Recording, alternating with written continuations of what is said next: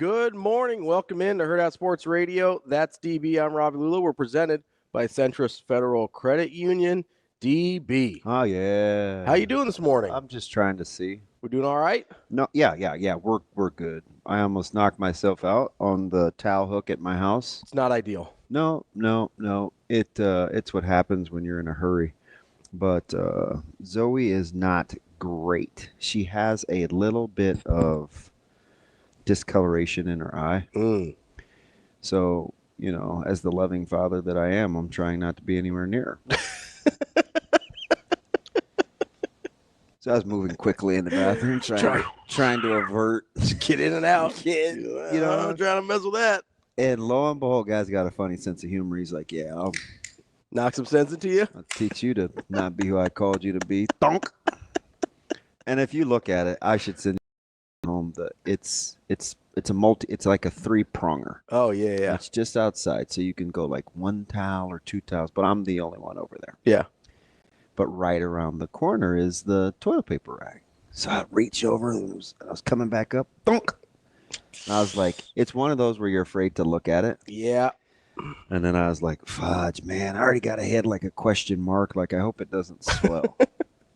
But outside of that, did you see I missed my turn? I did.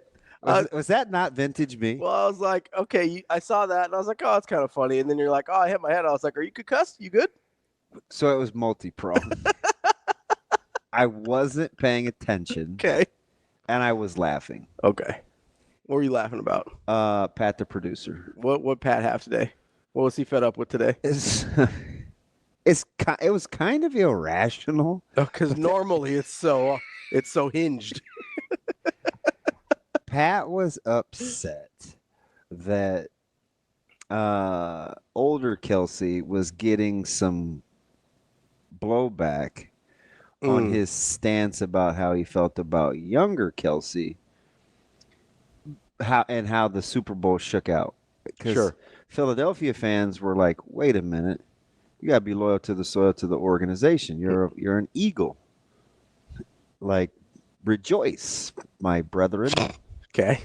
And Jason was like, "Is that how they do it over at the AME?" Like, rejoice, rejoice. No. It's like a Christmas carol. I don't know. No? Okay. Soon My bad. and very soon we are going. See, I know to that one. see I know the that one. King. I know that one. Hallelujah. Hallelujah. We're going to... Yeah, that's definitely getting whacked upside the head. When you were... Do you know what I thought when I was little? What's that? I wondered why pastors just couldn't talk normal. What do you mean? Like, and well... I was like, okay, how about we just say "and well"? But then I learned about this whole hooping thing, and not when you're on the court, like shaking folks up. And I was like, oh, that's a thing. That's again. I didn't learn that until I was like 9. More specific to you weren't going through certain that. types of churches. There was not a lot of hooping, either of that kind or of the basketball kind. So anywho, Jason Kelsey. Like, he was getting emotional over how Travis, like how he kind of was playing and what it meant, and I still think we're still kind of overreacting to Travis. How so? Like how he played? Yeah. And I'm guilty of going down the rabbit hole because I think you watch all the cut ups of like, oh, he's not playing very hard, and a lot of it was Chiefs fans. Like, they're mad, but I know what they're thinking. What? They're like, shoot, we got some rings. We got a good young team. We got a GOAT quarterback potentially. Let's save the $17 million. Why are we paying this guy? He's going to be 19 if he is. It's going to be 2 if he doesn't. Yep. $17 million difference. I'm sure that's what they're thinking. It's like, man, what have you done for me lately? Are you sure that's what they're thinking? Pardon? Are you sure that's what they're thinking? Well, give me another one. I mean, maybe I'm wrong.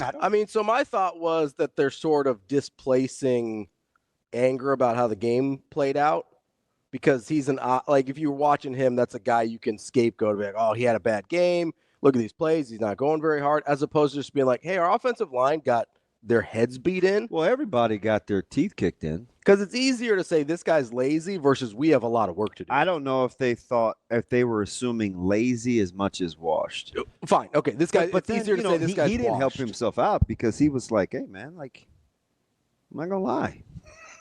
It's not fun being not as good. Sure.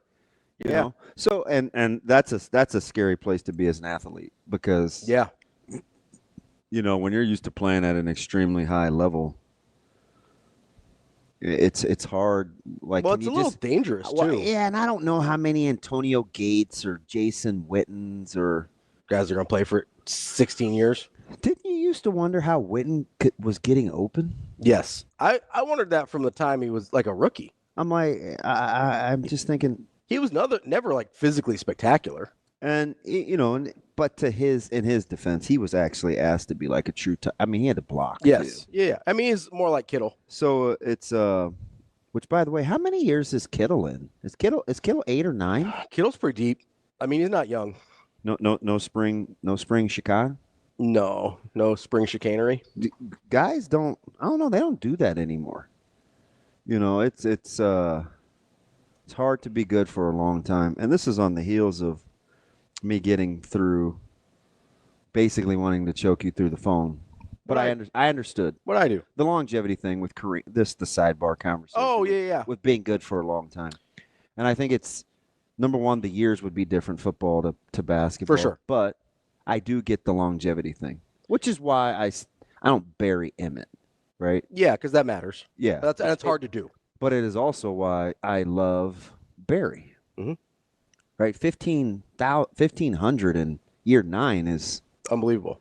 It's incredible. I mean, basically. Although I'm looking at Derrick Henry now, and I'm like, hold my Gatorade. I mean, in '95, it's pretty incredible, especially like everything. And they were bad, and Detroit was bad. Yes, and they knew he was getting the rock a ton. It's not like he had Lamar Jackson back there taking quite a bit of pressure off him, right? I think the comparison there is if Emmett is LeBron or Kareem, really, really good for a really long time, then Sanders would be Jordan, right? Shorter career, but burned super bright for basically the entire time, right? And a lot of people, rightfully so, would make the argument that Barry Sanders is better than an Emmitt Smith. But it's hard to discount the things that Emmitt Smith did. Right. That was my argument with Kareem because it kind of. I didn't mean so for so long. I don't want to be dismissive of Emmett's accomplishments, and I think I was. For a while, yeah, I think so. Oh, like probably, I'm going to go 2000 to 2015. Okay. Like, I didn't really come around on availability until probably about 10 years ago. What changed? Appreciation. Watching some guys that you really liked? Yeah, kind of go through the tail end. Sure. I had a really, this was some years ago. This is right kind of at the bottom of my bottom. So I would say probably 2011 or Menor came into town. And we were just talking and kind of what his body had gone through. And he'd had the torn biceps and trying to keep himself together to play. And there are a lot of guys like that. You know, Jason Peter was a little more self-inflicted, but same deal. There just were a lot of guys that were getting ready to transition to do a lot of other things. Sure. And the price that they paid trying to stay in it. So I'm like, yeah, this whole availability thing, I should probably give a little more credence to. Yeah, I kind of had a similar experience with LeBron. Because I would often dismiss his accomplishments when I was younger because I was a Jordan guy and then I was a Kobe guy and now I'm a Steph guy. So it was hard to like LeBron. Yeah. Plus his game doesn't fit my eye that well. I appreciate what he does. It's not the skill set I would choose, right? And so I would dismiss LeBron's accomplishments just kind of being like, whatever, he's this, and this. And yeah, it's easy when you're more physically gifted than everyone else and whatever else, right? But sometime in the second Cleveland run, I kind of was just like, yeah, he may not be for me, but he's unbelievable, right? So who my recent example of that is? Who's that? And he hasn't done it for a long time, but he does it at a high level, and he doesn't miss games. Who's that? I did a 180 on Josh Allen basically overnight. Oh, sure. Yeah. Basically overnight. No, I get that. I and it was weird. I'm not a Bills guy, and this was pre James Cook too, so it's not like Yeah, extra affinity. I didn't have like a boost, right? I just watched what they asked him to do and what he was willing to do. I'm like, I don't know how long he's going to be able to do this. Yeah. But this is pretty incredible. Yeah, I have, So then I kind of just like, and for a guy that doesn't, love is fine, but I'm just not going to fall in love overnight. I was like, I think I really love that guy.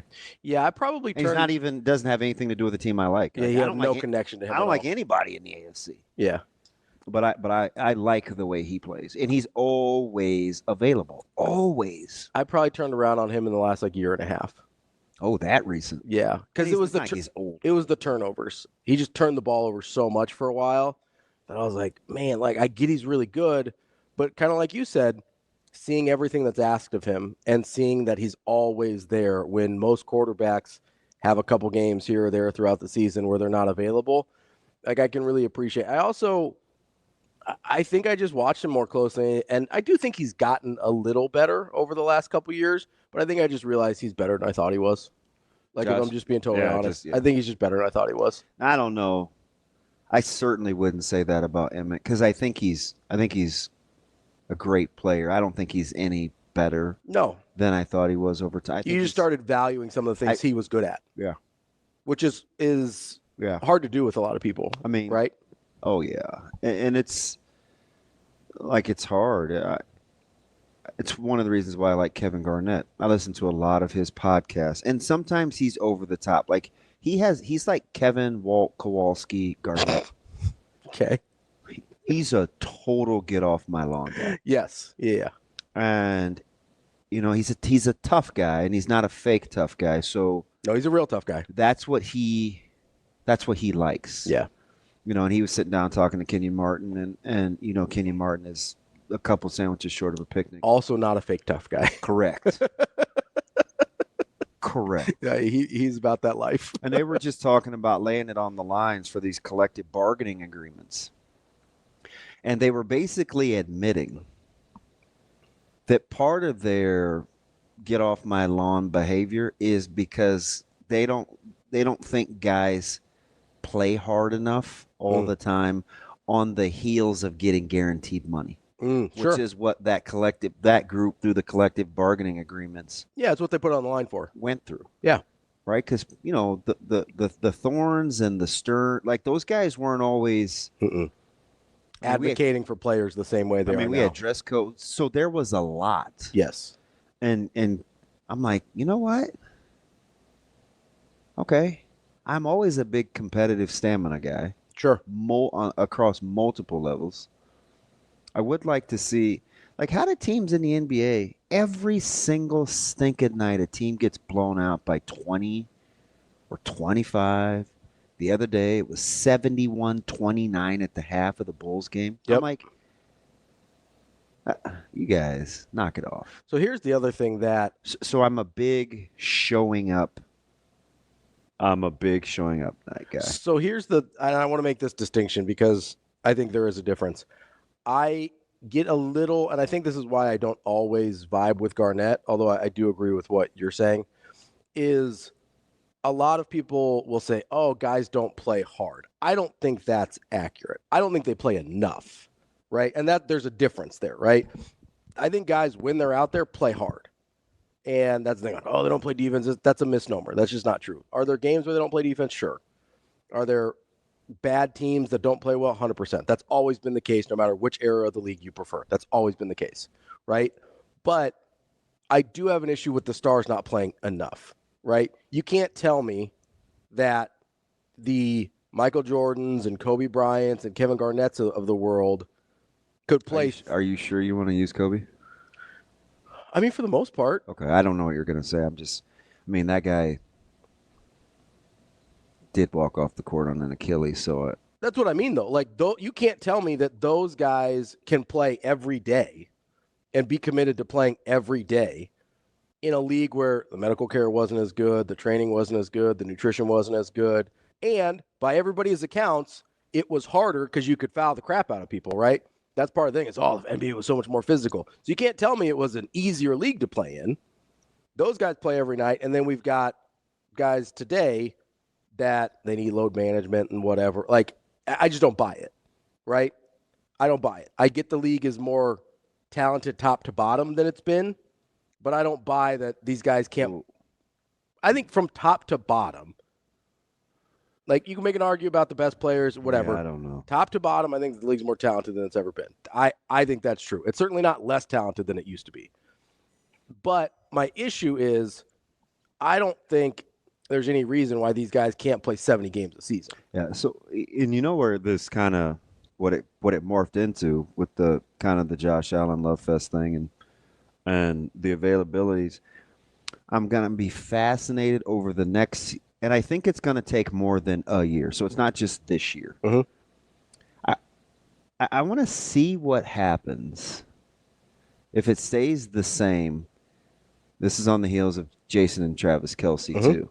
And because, TK was explaining, or Travis Kelce was explaining, basically saying how many extra games they play every year. Mm-hmm. I mean, you're in the Final Four every year. Yeah. Right. Where college football teams, I'll be curious to see how they manage the 105 playing late into the seasons year over year. Sure. It's going to be vastly different and another layer to competitive stamina. So these really good teams, let's use Ohio State as an example, right? With much smaller numbers. Yeah. Like, what's a down day? Like, you don't really have developmental practices anymore. Or can you? You're going to have to be creative. Not in season. Where you're like, hey, let's take our young guys. Mm-hmm. No, those guys are going to be needing to get reps every day to keep everybody sharp. Well, so over time, and like I said, I don't think it's going to show up in 1 year. But I'm going to watch injuries. I'm going to watch the soft tissue stuff, smaller numbers, more extended periods of time doing it because the seasons are longer. Yeah, and how that wears with how guys prepare to train. It's going to be. It's like I'm sure you're not familiar with A$AP Ferg, but he sings a song called "New Level." Yeah, I'm on a new level. Ring a bell? No. No, I know the song. I don't know the artist. They're going to have to go, I think, from strength and conditioning to how you take care of your body, to rest and recovery, to fueling your body. I am fascinated to watch how some of these teams have to practice and will practice and be willing to practice to keep up a certain level of physicality with much, much smaller numbers. Yeah, so you're talking about, let's use an Ohio State, for example, right? Let's say they go to the college football semifinal or final 3 years in a row. You're talking about 14, 15, 16 games 3 years in a row, right? That's an extra half season, basically, if not more. Yeah, roughly, yeah. Depending on how far they go, like either a half season to a full season of extra games over 3 years. I mean, we talk about how much it impacted Nebraska to miss as many practices as they did not going to bowl games.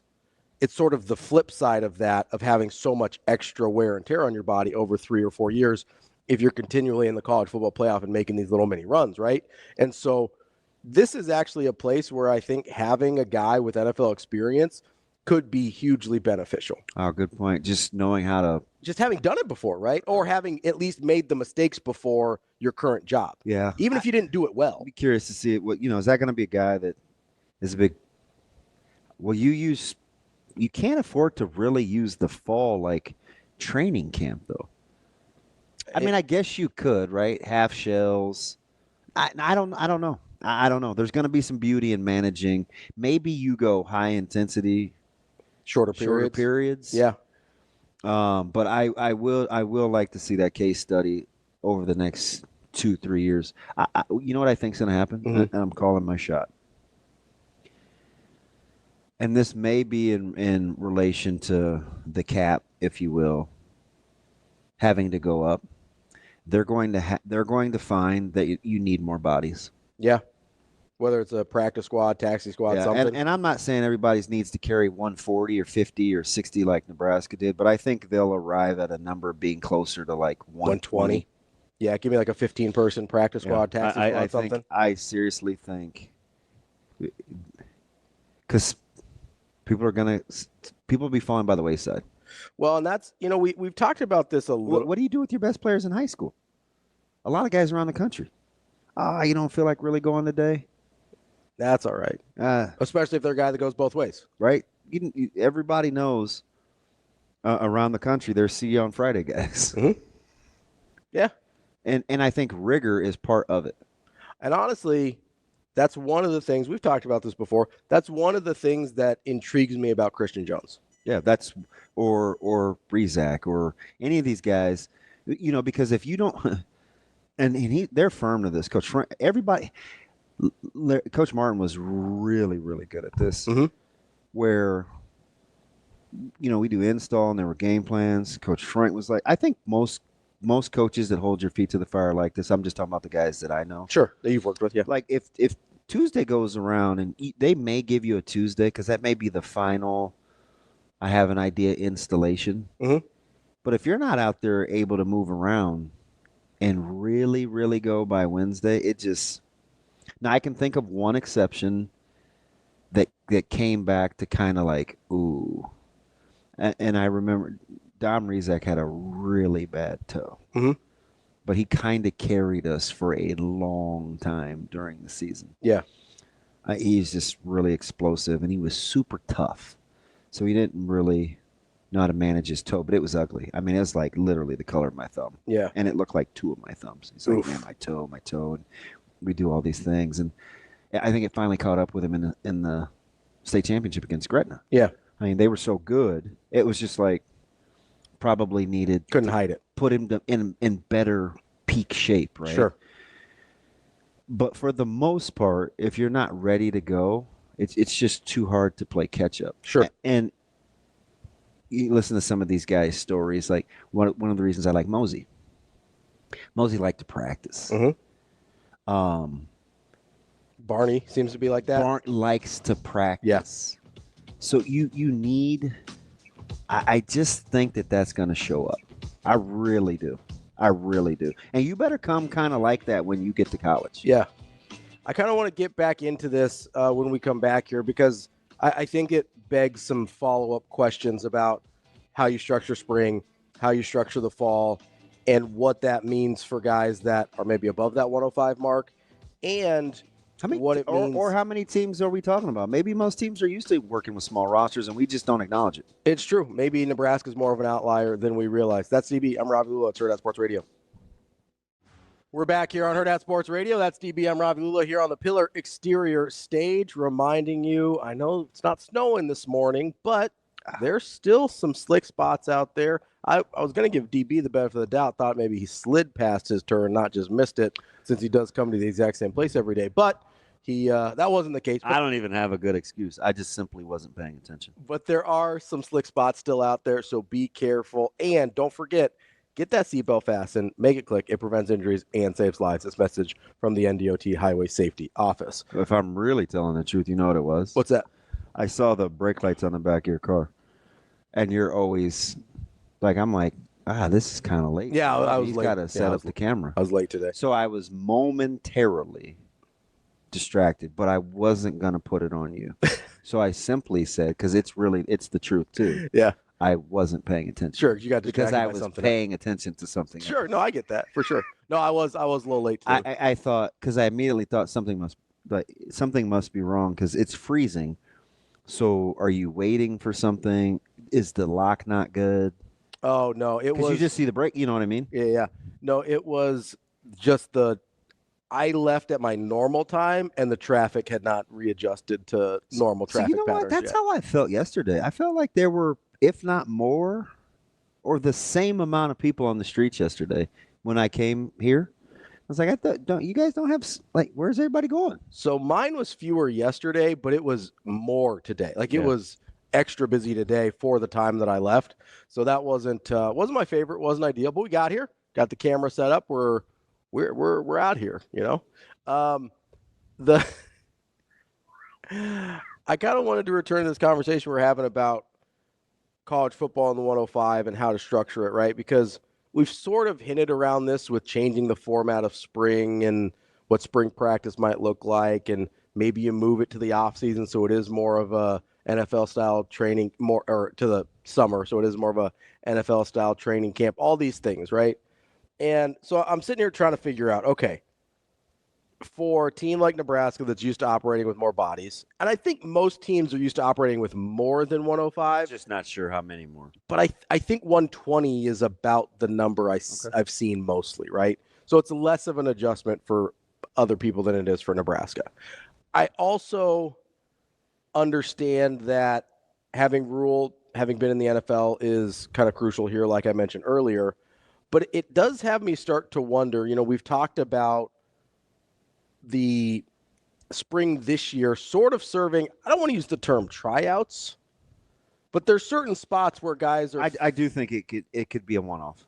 Sure, I do. However, whatever terminology you use, I think this is a one-off. Sure, because you're not going to be cutting down to the same degree every year, right? You may run in with a few extra, but it's probably not going to be. What do you say? They're still at 120 something. 6 with 7 freshmen. Yeah. So you've got you 32. Still have a decent amount to cut down, right? So I do think there's going to be guys fighting for roster spots this spring. I don't think there's any way around that. My question then becomes, at what point do you decide? Total trash, by the way. What? The flavor today?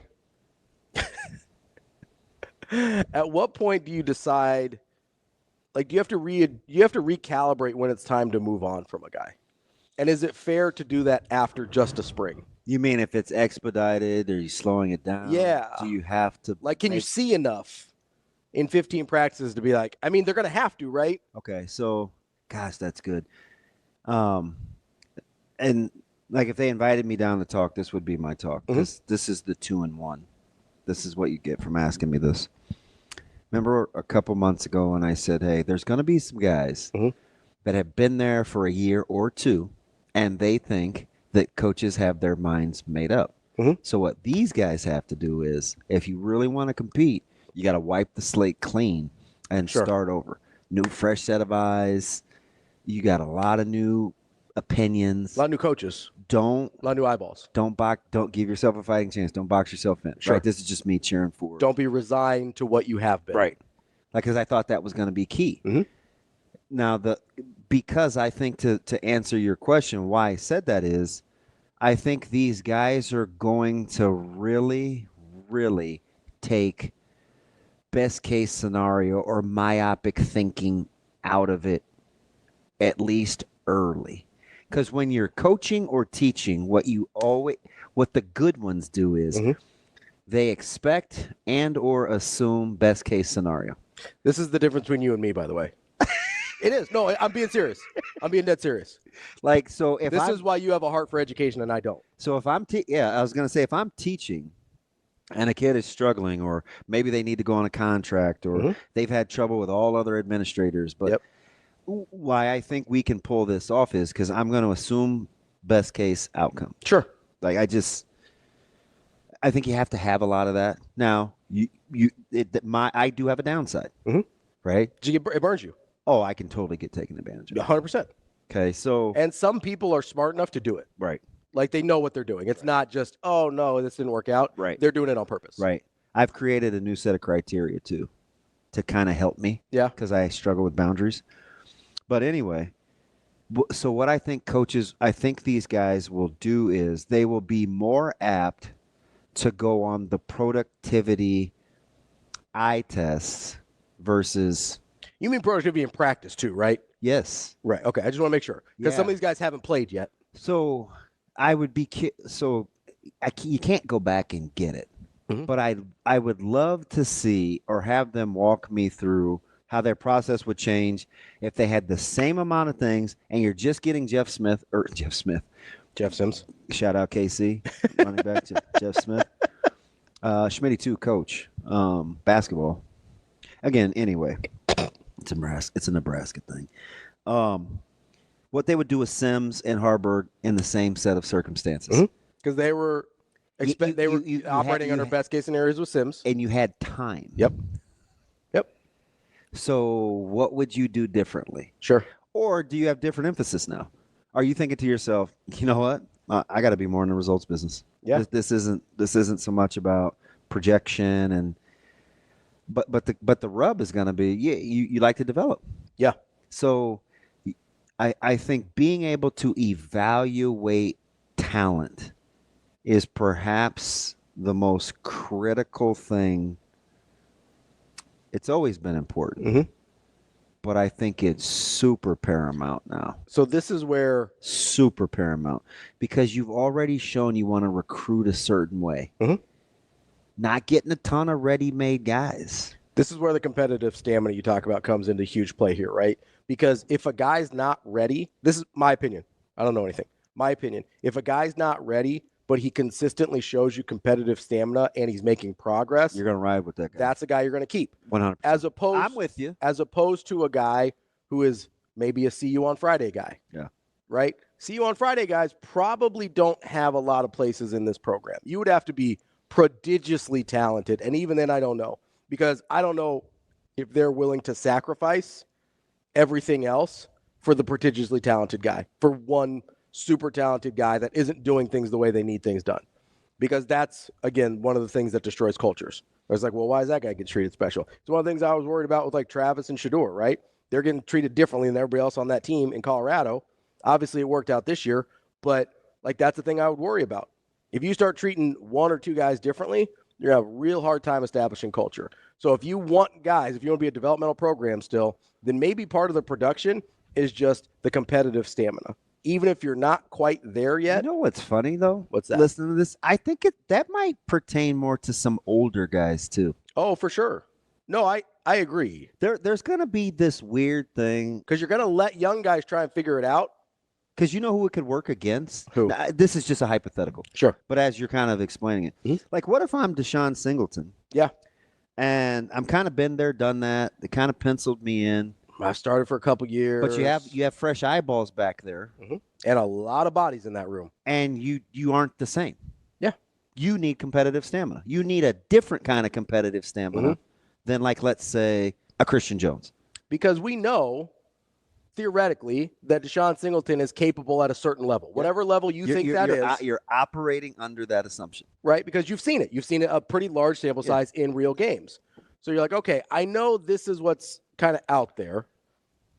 Does he have the competitive stamina to be anything more than that? Yeah. Because if he does, Malcolm Hartzog. If he does what he's always done, J.J. Charles. Yep. And all three are a little different. Because if they've done what they've always done, the sample size of their in-game production is large enough that you know what to expect. And Charles is a guy where it's like, I know I'm capable. Don't box me in because I haven't always answered the dinner bell. Hang in there with me. Yeah. Deshaun might be, I need to do this longer at a higher level. Malcolm may be like, I got to lay it out there every day regardless. Sure. So for somebody, it looks different to different guys. Different. Yeah, it's different. We'll keep getting into this coming up next here on Hurrdat Sports Radio. Wrapping up hour number one here on Hurrdat Sports Radio. That's DB. I'm Ravi Lulla here on the Pillar Exterior stage at Hurrdat Sports Bar and Grill, reminding you that you have a few hours left to get your donations in for Glow Big Red. This 24 hours of giving event supports all sorts of programs, scholarships, and activities at the University of Nebraska. It goes until noon today. It's glowbigred.unl.edu, and the offer still stands that we talked about yesterday. For donors that make a gift totaling $75 or more, up until noon today, you will get a free pair of Husker fleece mittens, same ones I showed you yesterday. They are phenomenal, super comfortable, and super warm. Get to glowbigred.unl.edu to make your donation today to support the university that we all love. DB. Yes, sir. So I'm thinking a lot about Did you hear Dr. Gold the other day on the news? Yeah, about some of the research money and the budget. The research money is concerning. I'm going to be honest with you, not just for Nebraska, but in general. I stay pretty tuned in because they're pretty close to curing type 1 diabetes. Like they're pretty close. There have been people in trials that have been cured over the course of, like, I think 3 years is the longest one I've seen that they haven't been dependent on insulin anymore. And obviously that's really, really important to me. And it's, there's this running joke when people get diagnosed with diabetes that everybody for the last 50 years has been told, hey, in 5 years, we're going to have a cure. In 5 years, we're going to have a cure. I was diagnosed 31 and a half years ago yesterday. And 30 and a half years ago yesterday. And I was told we think 5 years, we're going to have a cure. We're going to have a cure. If somebody's diagnosed today, that actually might be long. That's where we're at. And cutting off research dollars at a time like this, that's something I am just, not just for me, but then you go to University of Nebraska, you go to UNMC. You go to UNMC, you hear about some of the really exciting developments about mRNA treatment for people with cancer. There's so many people in our lives that have been afflicted with that. My aunt, whose birthday was Sunday, passed away from cancer a little less than a year ago. I know you've had people in your life affected by that as well. It's, the research dollars are a thing we should all be able to agree on. Fund medical research. Knock it off. Yeah, by the way, wishing my guys, well, I don't know. One for sure, B-Mac. I support Nick to the fullest too. Mm-hmm. It's one of those guys. I think he may like me. I don't know, but I'm cheering for these guys as they leave. Heading out to Arizona. Heading out to do baseball. I know they're gonna kill it, and I want those guys. Tough circumstances, but go Nick and Ben. Mm-hmm. Sounds like a radio show. Nick and Ben. That is Nick Hanley and Ben McLaughlin as Nebraska heads west to do baseball things. So go tear it up, fellas. That's my soapbox for the day. Fund medical research. Help fund the University of Nebraska. And if we can't get the government to do it, let's do it ourselves. Go to glowbigred.unl.edu. You brought up something about kind of the way the coaching staff is going to have to view things as opposed to it was not Random Mike. As opposed to maybe how I don't know why I like that guy. He's pretty funny. No, he's a good dude. He's genuinely a good dude. I told you his best attribute. He just does not take himself that serious. 100%. But he's kind of closet serious. He is. Yeah. He's a good dude. You brought up kind of seeing things through a myopic best case scenario viewpoint versus seeing things for what they are, right? And it's actually kind of, I think the real trick is understanding they don't have to be mutually exclusive, but you better figure out how close that gap is. For sure. That's a fine line you got to walk, right? And it's funny because that's one of the things that made me really good scouting high school talent and evaluating talent as a college basketball coach was I could see the flashes, right? I could see the best case scenarios. I could see the myopic viewpoint. As soon as they got in the program, I had a really hard time being myopic at that point.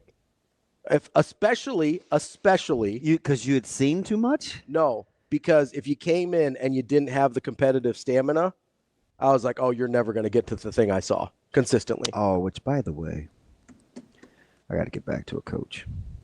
Okay, and speaking of which, though, not a coach, but speaking of seeing flashes of things and then seeing it all the time. Yeah. I'm going to legislate this on the air because I have a radio show and they don't. But, I always have to brace myself for these. Our guy Jacob and Matt yesterday.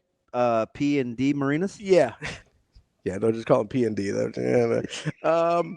Like P. Diddy. No. They're not like him at all.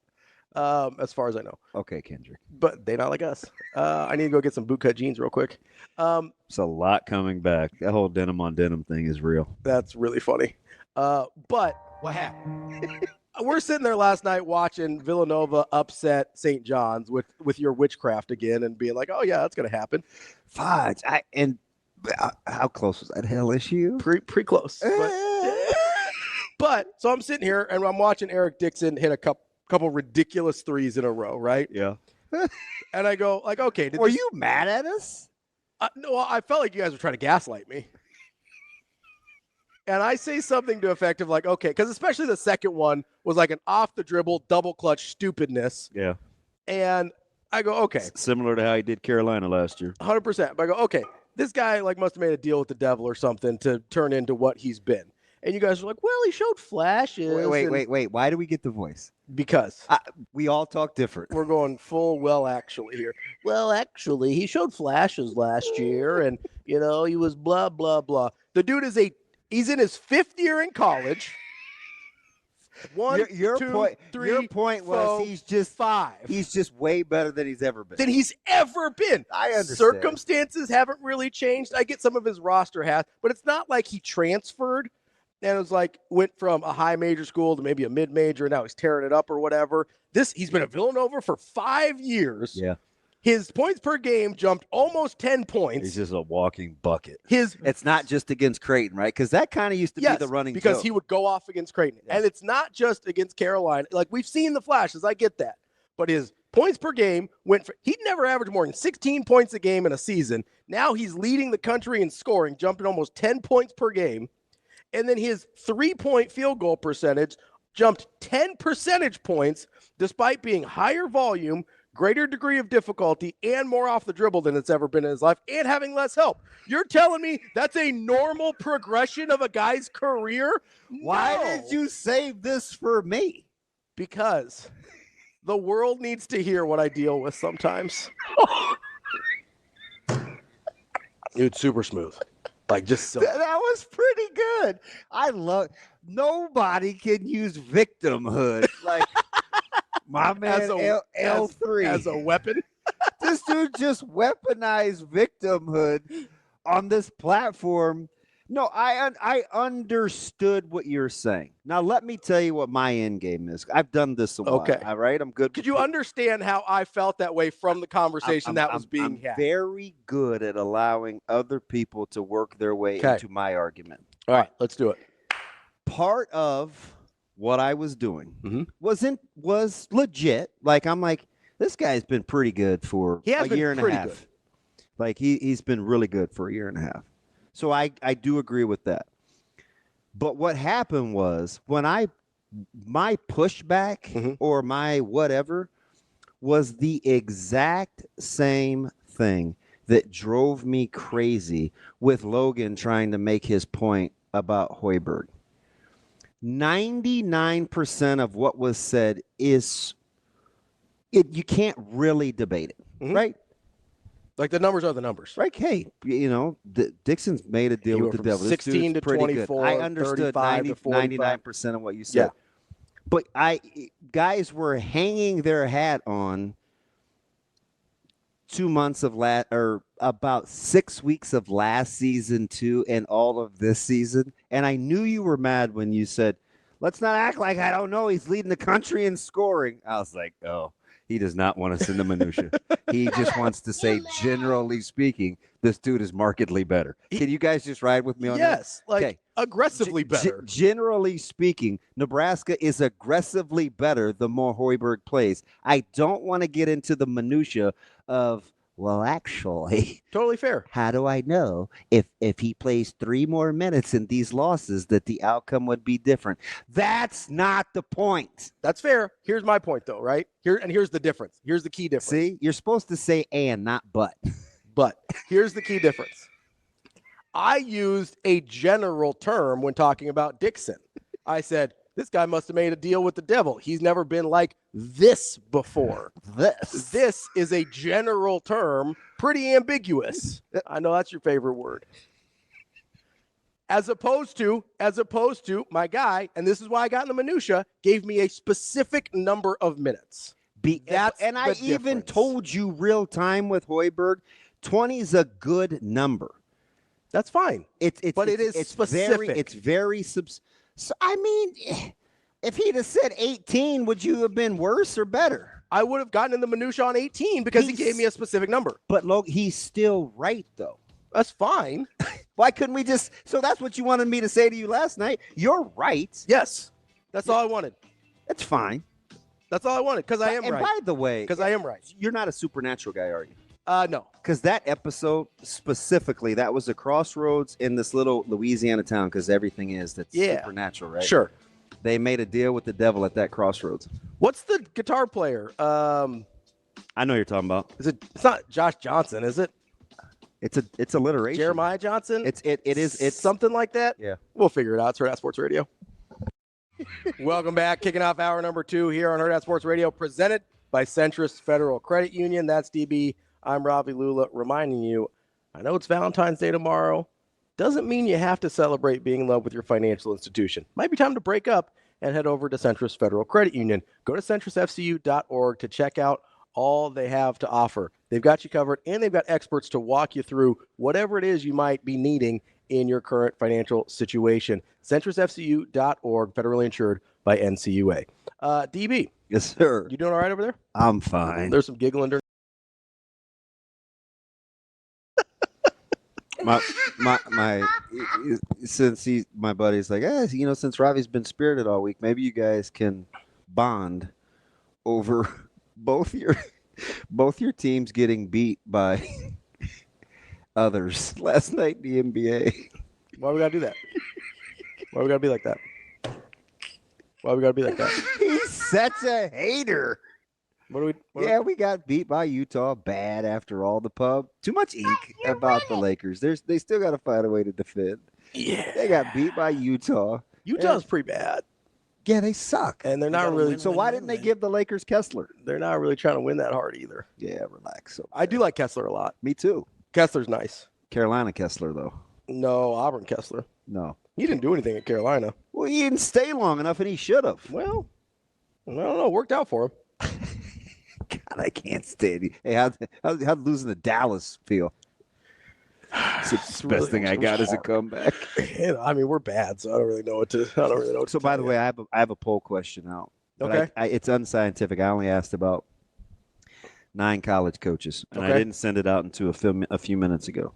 What do we got? And I had to do it individually because you don't send give people numbers. Yeah, and it's fine. Like they're all high guys. They're all in the profession, but. I asked your question yesterday that I was going to put out on Twitter. Would you rather take a dominant offensive line or a dominant defensive line? And I said no caveats. Don't give me the but just straight up great O line or great D line. Yeah, I'll be curious. Now it's only 9, so it's a rough sample size. So, yeah, I would have preferred you put a great D line that consistently gets pressure with 4. No, because that was the thing. They know that. Okay. Because that was my thing more than anything else. They know. Like, obviously, and I'm glad you actually brought that up because they know. I kind of created my own rabbit hole that I started diving down into yesterday because This is on the heels of talking with Jason Cole. Was it Jason Cole? Well, no. So this is on the heels of talking to Mitch when I asked him the question. Oh, yeah, it was Mitch. It was Mitch. Hey, are you taking anything over consistent pressure with 4? And he goes, well, I'll take a Hall of Fame quarterback. Right. And I'm like, I get it, I do, but what's the only thing that's shown to consistently beat a Hall of Fame quarterback? That's pressure with 4, right? And so I'm kind of going down this rabbit hole. And I'm not going to try and convince you not to take a Hall of Fame quarterback. What I am going to try and convince you is that when I have told you all year long that you shouldn't pay that next tier of guys like they're Patrick Mahomes or Joe Burrow, that this is what I mean. Because the top, I mean, there are, let me get my list here. So I'm not being morbid, but is it safe to say I can order the headstone and start to get the epitaph? Because for who? You are going to really die on this paying quarterback money hill. Yes, I am. Not bad quarterbacks, but like next level down quarterbacks. Because let me give you the list of some of these. We're going on almost a full year of you being bothered by this. 100%, yes. So, because you're paying guys that shouldn't get paid. Weird for a guy that's cheering for Purdy. Purdy's done more than Jordan Love has and hasn't got paid yet. I also don't know that Purdy's going to get 60. He won't. He might get 40. Yeah. But I'm probably not going to get 60, right? So here are some guys making 45 or more, okay? Because I think NFL GMs are putting together rosters wrong. I feel like Peter, whatever his name is, in Moneyball right now. Like, GMs don't have any idea what leads to wins in this league. They know they want to have a quarterback. Here's a who's making $60 million.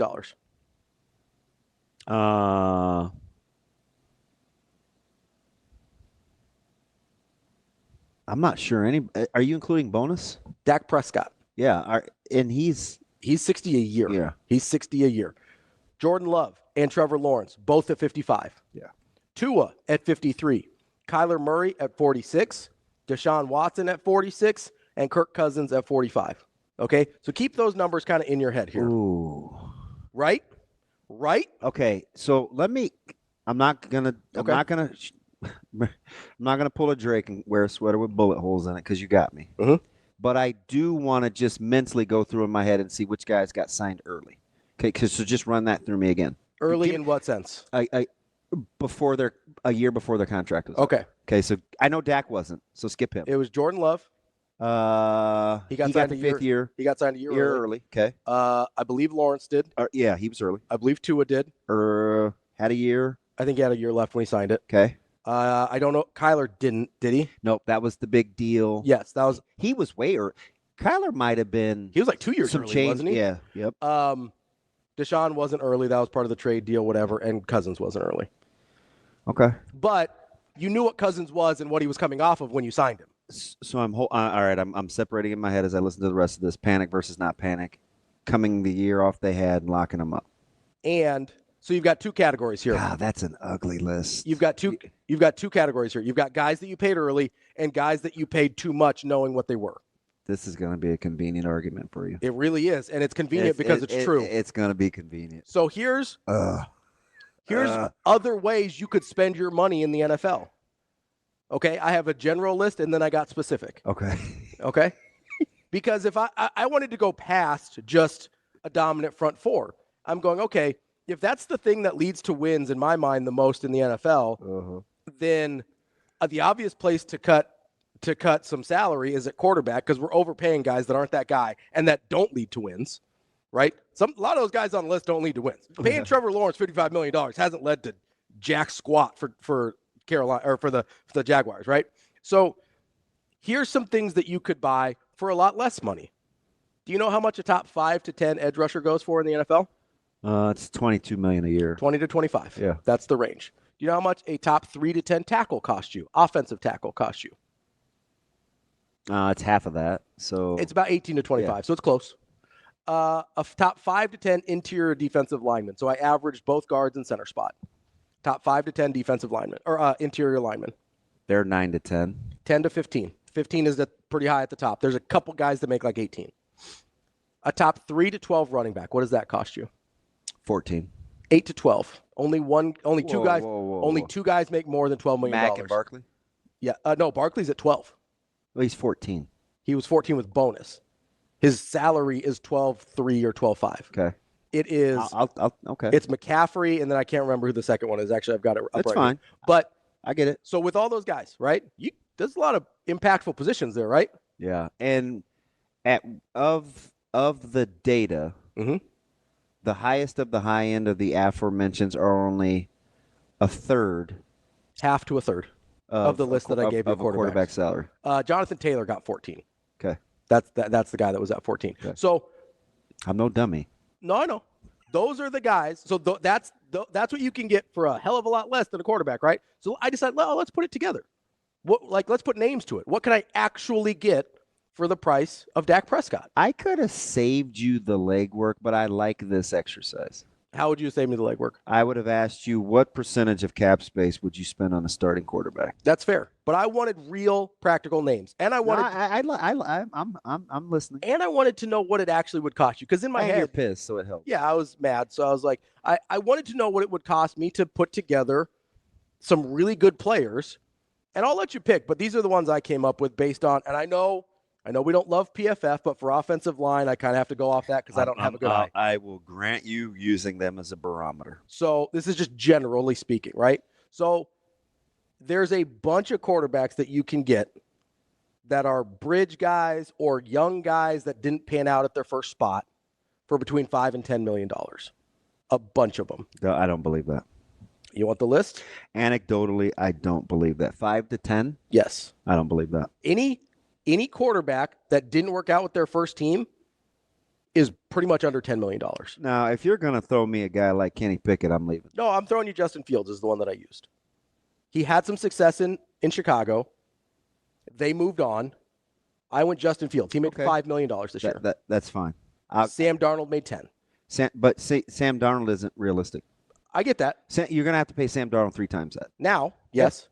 But kind of the same thing. This is 2 years later on Baker Mayfield. Anybody could add Baker Mayfield for basically nothing. Now he's making $30 million a year, right? So, but Justin Fields, you've got that entire class, and I'm not saying any of these guys are good, although Justin Fields has the best track record.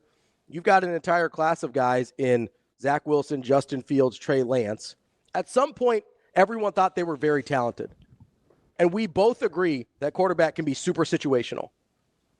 So my question is, instead of gambling on a guy who you know probably isn't it, why not gamble a lot less on a guy that still might be in a better situation? That's sort of the concept here. But Justin Fields is the example I used for $5 million. My running back, again, anybody could have had Derrick Henry for $8 million. Anybody. Then I went Joel Bitonio at one of my guards. Yeah. Good guard. He was at, I believe, 12. And then I went for my center, David Andrews.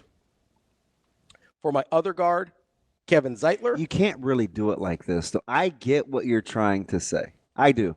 So the reason I did it like this I is because I picked specific guys, but there's a bunch of guys in their range. Like most of these, I didn't go and I tried to avoid rookie salaries. I tried to go to guys that were released on a second contract to see what the market was for them. Now, I know it's not perfect, but there was a bunch of guys in these salary ranges. And then I went Kevin Zeitler for my other guard. Plus, I decided I want to spend a lot of money on a rush end, on an edge rusher. And I spent $25 million on Myles Garrett. Do you know what that totals? That is 1, 2, 3, 4, 5, 6 guys, all of which are either PFF and salary top 10 at their position. How much did that? And what are you paying your quarterback? 10? Justin Fields was only $5 million this year. That was his salary this year. That's kind of my. So again, I'm not gonna treat you how you treated me and Logan with Hoiberg. I understand. I don't think you can build it that way. Now, what I will, I love I like the. Do you know how much how much those guys are though? For 6 guys.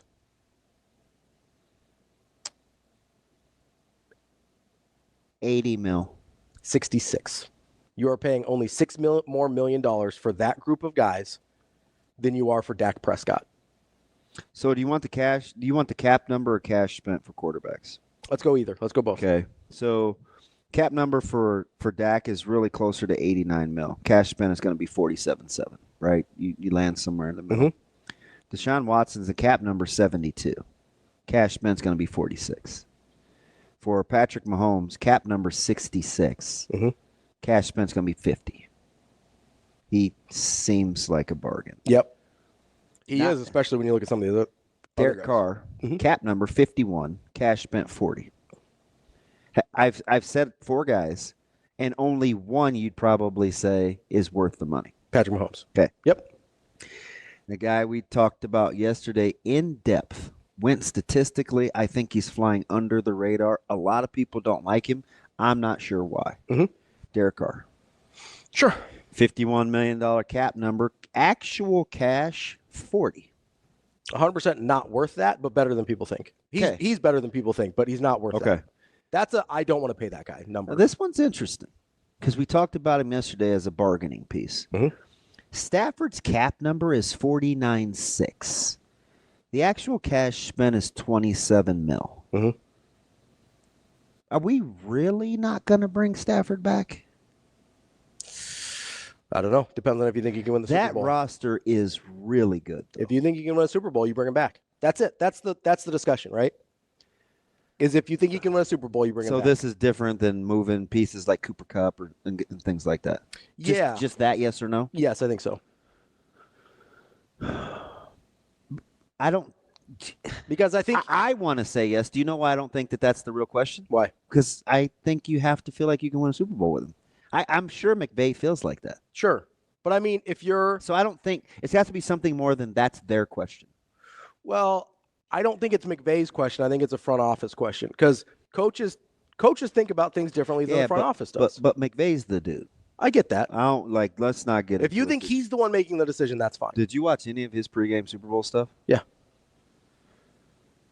I think I only went back and watched it because you told me. I think so, yeah. Somebody did. I don't know if I did, but I don't remember. Somebody asked but he me was about good. McVay, and I was like, I'm not a pregame Super Bowl guy talk. Do I need to go back? I caught it on like TikTok or something. Big McVay guy. So far you giving me pushback on Prescott? Mm-hmm. Well, obviously Watson. Carr, I'd call pushback. Yeah. Stafford, you pushing back? No. Burrow. Just don't even need to know the numbers. Nope. Josh Allen. Nope. Good to go. Geno Smith. Pushback. Okay, so he's coming up now too, right? Do you run it back with Geno in Seattle? So Geno was a great signing in Seattle until they had to pay him. So he's $44 million against the cap, but only $31 million in cash. 31's a lot for Geno Smith. What about Lamar? Do I even need to give the number? Nope. Okay. Obviously, you have a problem with Kyler. At the number. I don't dislike him as a player, but at that number. Cousins is next, I'm sure. Huge problem, yes. Tua? Yes. All right. So I just gave you 1, 2, 3, 4, Did you give me 5, Trevor? I'm not there yet. Okay. 1, 2, 3, 4, 5, 6, 7, 8, 9, 10, 11 with Cousins. Mm-hmm. Okay. What about Tua? Yes, I have a problem with Tua. I just don't trust it. Okay. And there's too many other holes on that roster to pay him that. So the reason I pause on Tua because he's backwards in 2025. His actual cash is higher than his cap number? Yep. So I didn't do cap numbers. I was doing cash. His cash is significantly higher than his cap number. That must be the bonus in there, right? Yep. Yeah, okay. So his cap number is 39. Mm-hmm. The cash, 51. Okay. Out on Tua. Yeah, 100%. Even with a bonus. Yeah, because next year that's going to flip back. So there's no reason to even go through the rest of this. No, there might be a couple guys that are underpaid on there, but for the most part. Because behind that is like Mayfield, Goff, even Love. I'm okay on Goff, I think. Hurts. I think I'm okay on Goff. I'm okay on Hurts, obviously. So way down at like 15, 16 is Lawrence. The cap number is only 17. Oh, that's not bad. The cash is more than double. So his new contract must not have kicked in yet. 38. Because his new contract is 55 a year. Yeah. So his new contract hasn't kicked in. It's going to escalate. Yeah. So here's my point with some of those, right? Like I gave pushback on because we don't really break down the years. No. We just see annual average value. Yeah, we just see 250. It's easier. It's easier to do it that way. Yeah. And that's basically how I was doing it. So I understand there's a flawed methodology there. But the point still generally stands. Fair. Right? My general point is there are guys you absolutely should not pay that you're paying at quarterback. Because here's the thing, and I'm not in love with this guy, but Jimmy Garoppolo took a team to the Super Bowl. Now you can really get in the weeds with this. You can. Of guys that have gotten to the Super Bowl. Yes, you can. You can really get in the weeds on it. And you know what they all have in common? But you know what I understand, though? What's is that? you fought me tooth and nail last year over all these quarterbacks I gave you that could get to the Super Bowl. Sure. And you had so many no's. And then when I gave you the other guys. Could win. You said could win a Super Bowl because the pushback was. No. You said no because you said Jalen Hurts, can he win a Super Bowl? I said no. And you said he's already made it to one. And so I go, I don't think he's going back. And I was wrong on that one. That's fine. But it was win a Super Bowl. Because there are some randos that have made it. There's fewer randos that have won. But there's even fewer teams that have made it or won with a guy that is not elite that they paid like an elite guy. When is fair, you guys? 888-638. I don't know if people are as interested in this, but I think it is interesting given this current crop of quarterbacks and what we're hearing right now. And what the quarterback market has turned into. Shedeur and some of these guys. That's my big thing is the quarterback market has turned into this other thing. I still think you start with percentage of cap space. Fair. That's the number one thing. 100%. Because that's the only thing that really matters. What part of the NFL would you stop the cutoff of going back to give quarterbacks as an example? Where you're like, I think the game has changed. Oh, that's hard. I'd have to see percentages year over year. Well, I'll just go back to 02, 03 with Brad Johnson. Would you go back that far? Because that includes a lot in there. Then you get the yeah, I think so. You get the Collins, you get the. We're skipping Dilfer in 2000, but yeah, that's true. so let's go back to 2000. Okay, so okay. You get Dilfer, Yep. you get Collins, you get Johnson, you get Rich Gannon, who took him a long time to get good. You get Rex Grossman. You get a Flacco in there. Yep. Before he got paid. And he got paid a ton for that, right? Like there, you get who else do you get in there? You get a Hasselbeck in there. Oh yeah, 2009. You get who else? You get Jimmy Garoppolo. Correct. You get a Colin Kaepernick. You get Purdy. Like there's some randos in there. Now I think Purdy's pretty good, but like that's to be seen still. But you had a lot of randos in there that make the Super Bowl. Not as many that win. So where are you stopping the quarterback pay thing at 20%, 20% or less? I'd have to see historically what the numbers are. Like I don't have the percentages. I think 20% you're safe. But I don't know how doable that is unless the quarterback market kind of resets. So that's my point, is that NFL GMs need to reset the quarterback market. That's sort of my point here. Like you can afford to pay Joe Burrow and Lamar Jackson and Josh Allen and Patrick Mahomes, even though Mahomes isn't even really in that category after a couple years. You don't think there's a going rate for a franchise? There's a going rate for a franchise quarterback? There is. The problem is we're paying non-franchise quarterbacks like franchise quarterbacks. Okay, my point of that is the list is longer than the guys you just said. Yes. Of the guys that are getting paid like that. No, a franchise quarterback. No, that's fine. Like, you want to throw Hurrdat in there? I do. That's fine. But my larger point is we are paying guys like franchise quarterbacks that are not franchise quarterbacks. And that will kill you faster than anything, especially in light of what you can buy instead, right? Give me 3 great interior offensive linemen, a great running back, a quarterback with talent that you think you can fix. How many great quarterbacks are going to have to lose before you think general managers change the narrative that you need a franchise that's a quarterback-driven game? So it's not about how many quarterbacks lose. It's about one franchise winning, doing it the other way. If we're going to use a Moneyball analogy, it's about one franchise winning, doing it differently. That's what it's about.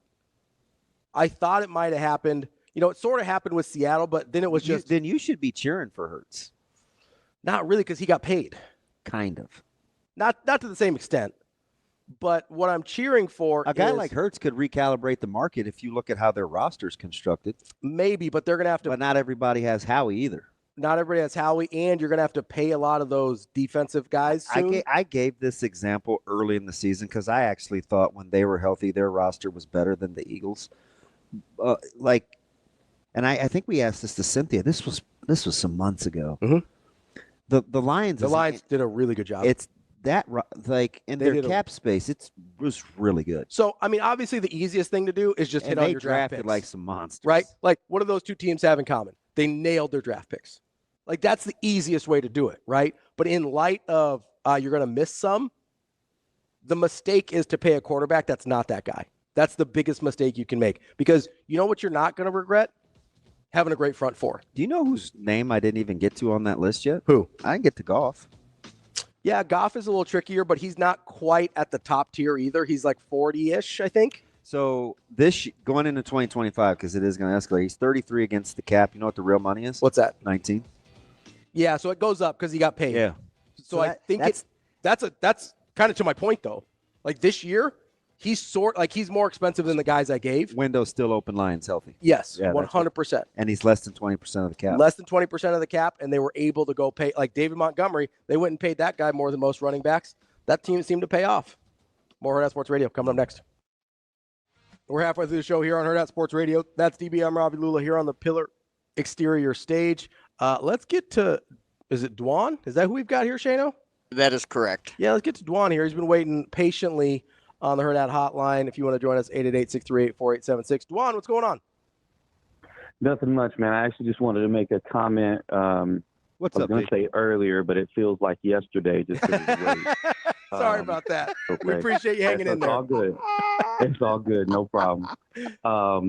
You were talking about, seeing that competitive hustle, seeing that competitive energy in someone as a scout, and then if it doesn't, you don't see it when they get to the next level. It doesn't necessarily translate that they're going to be good. I had the opportunity to coach and work with John Tanji when he was in middle school. And one of the big things that we would see, he was competitive. He couldn't go left. He struggled with driving. He'd take bad shot selection. But boy, did he spend his time in the gym, and in every game he made sure they were in it because he was competing, and he competed in practice. And when it was the staff versus student game, we put 140 on those kids, but he competed. Jeez, so everybody's competitive. Yeah, I agree with you. You got to be How are competitive. you drilling kids putting 140 on them? I would too, though. Don't kid yourself. Should have scored 160. I'm the same way, man. You should see me in drills.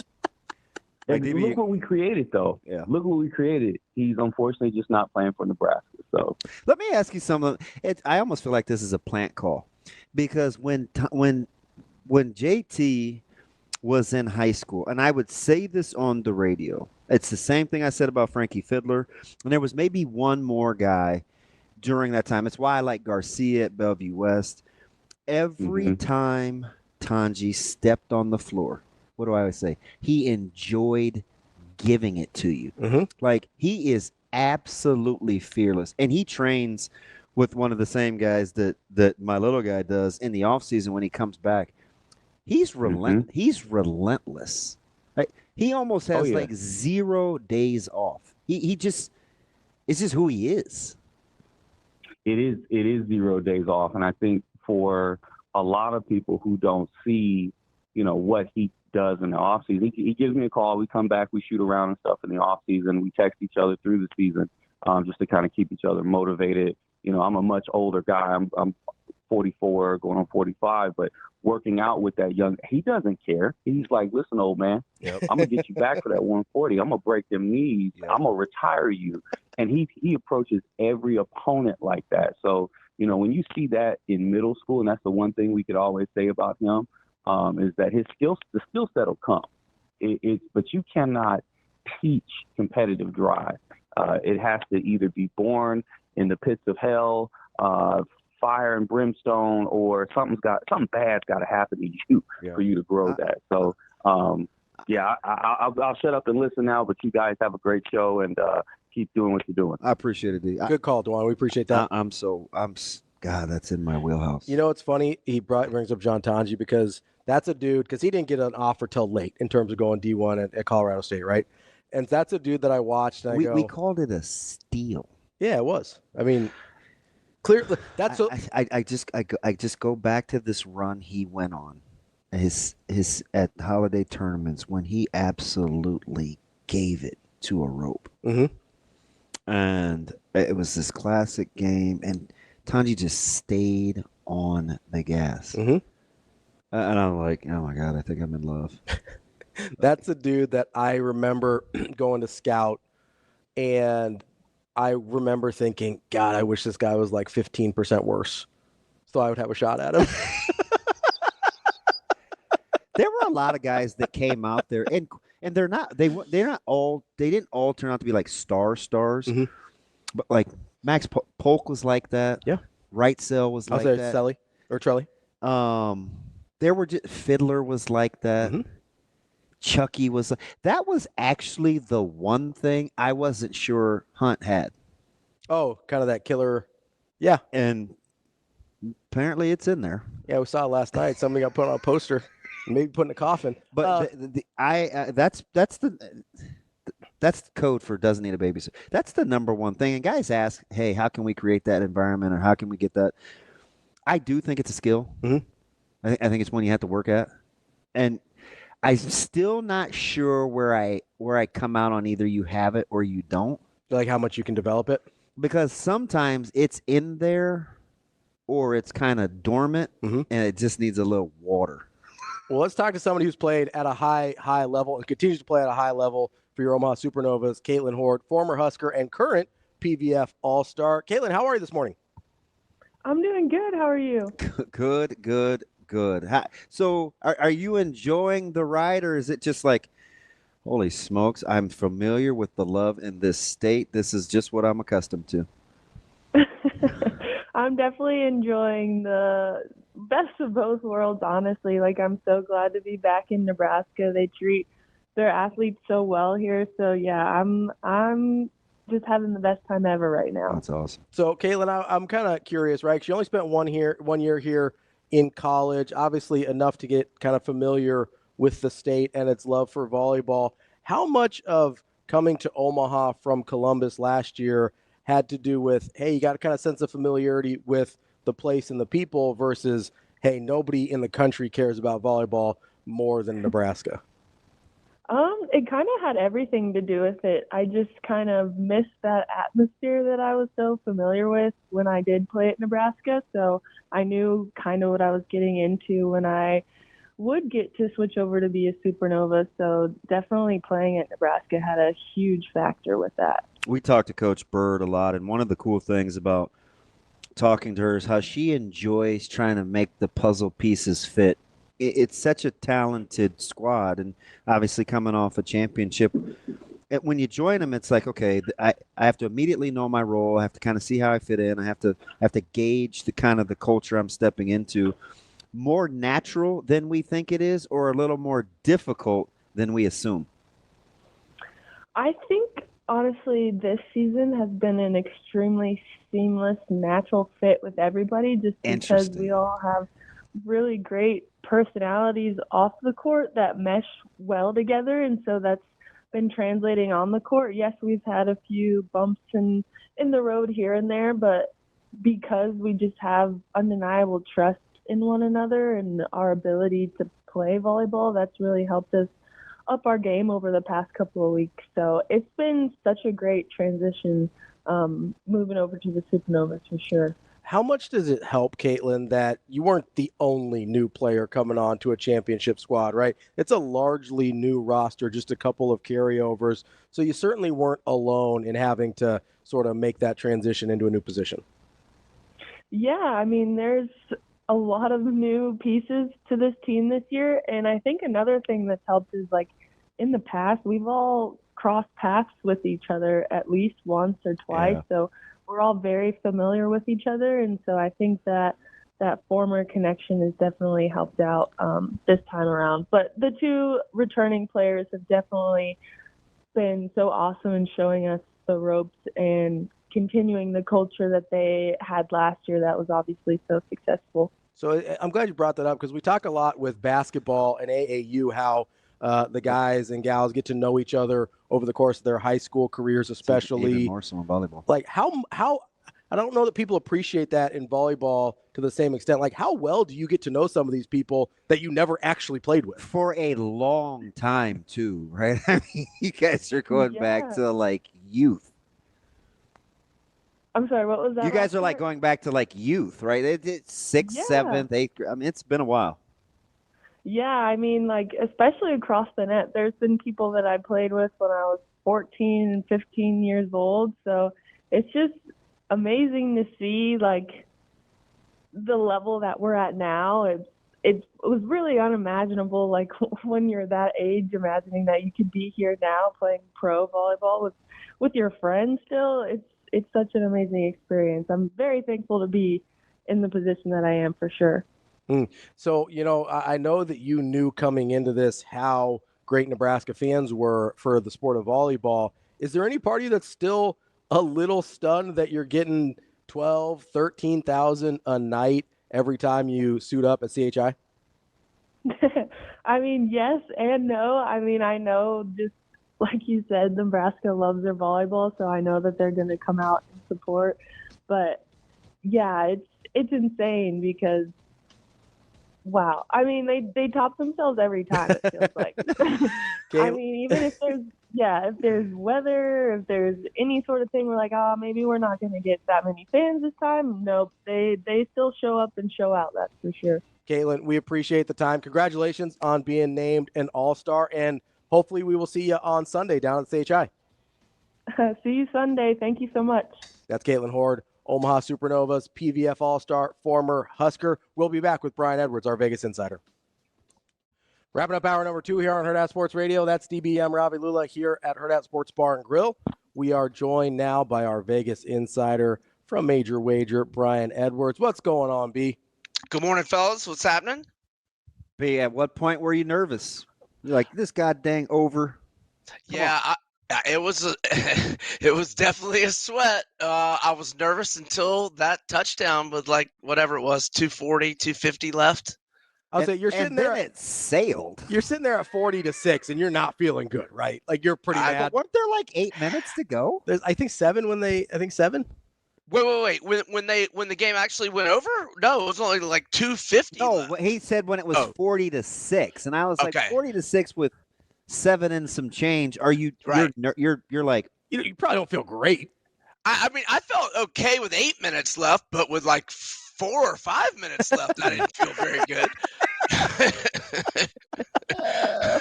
8 minutes, I was all right, but 4 or 5 minutes, I was like, all right, now come on. So was it all wrapped, or that was kind of the balance? That would buoy you. Yeah. The over was my big bet. Now, I had my biggest prop was Jalen Hurts anytime touchdown, which I got early, and I got the rushing yards prop over. But I mean, I was still going to be a big loser for the day if the game went under. Yeah, I mean, so you took you got it at 42.5 yards on Jalen Hurts? I think one book I had 38.5, and another I had 40.5.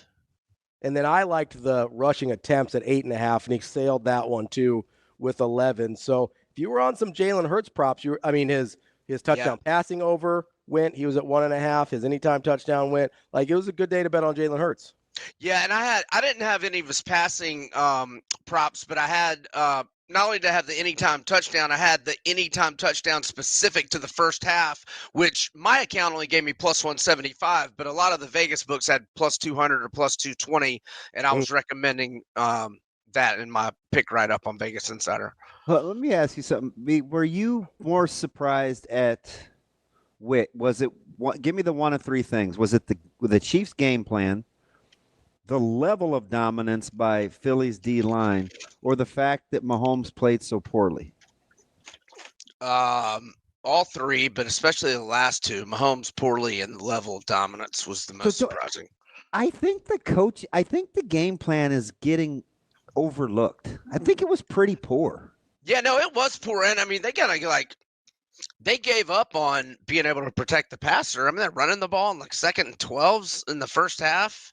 And I mean, they just kind of just knew they couldn't protect. And then he didn't make adjustments, like in terms of, they didn't go to quick leaving an extra blocker in, or I'm sorry, go ahead, Rob. Well, I said, they didn't leave an extra blocker in. They didn't go to quick game until like the second to last drive of the entire game when it was 40-6. Like, it was very strange that they didn't try and mitigate the pass rush more than they did. Yeah. The whole theory, which I supported, I mean, again, the over was my big play. Well, I wasn't trying to make some big argument for Kansas City, but I did say that quarterback and head coaching advantage. Well, the head coaching advantage didn't work out so well. No, for sure. And so I guess if I saw that game where the Eagles lost, I thought it might be one of those like Tom Brady losses where he's got like 450 yards and 3 touchdowns and they just can't stop. Saquon Barkley rips off a couple 70-yarders or whatever, and they just couldn't keep up. I did not see the Patrick Mahomes playing poorly. I do think is a pretty big shocker. Yeah, no doubt, and that's twice. Now, it was his O-line not helping him much, but the Tampa Bay Super Bowl, he was bad as well. Now, granted, he didn't have a whole lot of help from his O-line, but so that I'm not a big legacy guy, but for those wanting to anoint him over Brady, let's hit the brakes on that a little bit. I can't believe how that was everybody's big takeaway, B. And I found myself coming to Mahomes' defense because that's not his fault, right? It was his own greatness he was being measured by, and it was still too soon. Like, we did that to him. Right. The narrative wasn't his fault. I thought it was pretty like he's getting killed, and I was like, oh gosh, now I'm gonna have to be a Mahomes apologist to defend him. But I like him though. Yeah, I like him. I like him a lot. We built him up to just tear him down. So I guess being honest, for the whole 2 weeks of the Super Bowl, I would ask out loud because I wanted us to check ourselves. I kept saying, Brady's only been retired for 2 years. What huge NFL change or transition happened where we just discount the accolades and fast forward to Mahomes being his own guy? Like, it was unfair from the get-go. Yeah, for sure. So, B, as we kind of transition out of football, it's we are squarely in college basketball country now, in terms of what games we're looking at and everything like that. One, I kind of want to start with the look ahead that you're doing with Bama and Auburn, one of the most marquee matches of the season. Ken Palm's got this at -2. We don't have a real line yet. What do you like in this one? I like Alabama. My line is Bama -4. I will love Alabama at -3 or fewer. Now, Auburn's only lost once on the road, but they've had a lot of non-covering nail-biters. I mean, barely got out of South Carolina and Georgia and Texas with wins in games that went to the wire. And first off, I think that Alabama's – I mean, you can make the argument Auburn is the best team in the country, the most consistent, survived without Broom for a couple of weeks, no problems, in the SEC, the toughest conference in the nation. But I think when Alabama has its A game, I don't think anybody else's A game can beat Alabama's A game. And I just give Alabama the advantage being at home. Now, Ken Palm's projections are usually, within a point or two of the opener, but then the market will determine things. Mm-hmm. So I don't know that it'll open Auburn -2. I tend to think it'll be Pick'em or Alabama -1. But again, Alabama -3 or fewer, I will be on them Saturday. And really nothing, I'm not splitting the atom here. I just give Alabama the advantage being at home. Let me ask you something, because you said something that is very interesting, and I want to talk about a school that's near and dear to your heart. For as long as I can, I started out first in the off season. It was Illinois. I'm like, hey, pay attention to Illinois. This team is dangerous. When I like their roster when they're playing well. I still like Illinois. They're never healthy, and I still have to overcome Underwood a little bit. But the team the last 3 or 4 weeks, actually since they beat Carolina, which apparently everybody does now, so this is a weird line of demarcation. Man, I think you got to take a flyer on Florida. I think they're better than almost anyone thinks they are, because they have yet to peak, and those guards are long, they can score, and they don't panic. I think Florida, when they're playing well, is more than a handful, maybe more than Auburn even. Yeah, I got 35-1 on Florida in mid-December. Already. I got 35-1 in mid-December. Now, if they weren't my team, I probably wouldn't have. The futures I got Alabama at 20-1, 4 months before the season, 3 minutes after Cliff Amore committed the Rutgers transfer, who hasn't been nearly as big a factor as I thought. But I have, and it's just a waste of money. I had Tennessee at 17-1. I bought that when they were undefeated in late December. I got Missouri at 80-1 a week or two ago. And then, so Alabama 20-1, Missouri 80-1, Florida 35-1, and the Vols 17-1. Those are my future tickets that I have. And look, yeah, and as long as Tennessee's not playing Kentucky, you got a chance, right? Yeah. But what you said, I became a much bigger believer in the Gators the last 2 games. I mean, so we were without Elijah Martin both games, and then Alex Condon, who ESPN's new his new ESPN Jonathan Givenoy or whatever, his new mock draft yesterday had Alex Condon going in the first round. He does his ankle first 30 seconds of the game. So we're down 2 starters at Mississippi State, and Thomas Houck steps up and has almost a triple double. He had, I think it was 16 points, 9 boards, 8 assists, and then 2 or 3 steals and 2 blocks.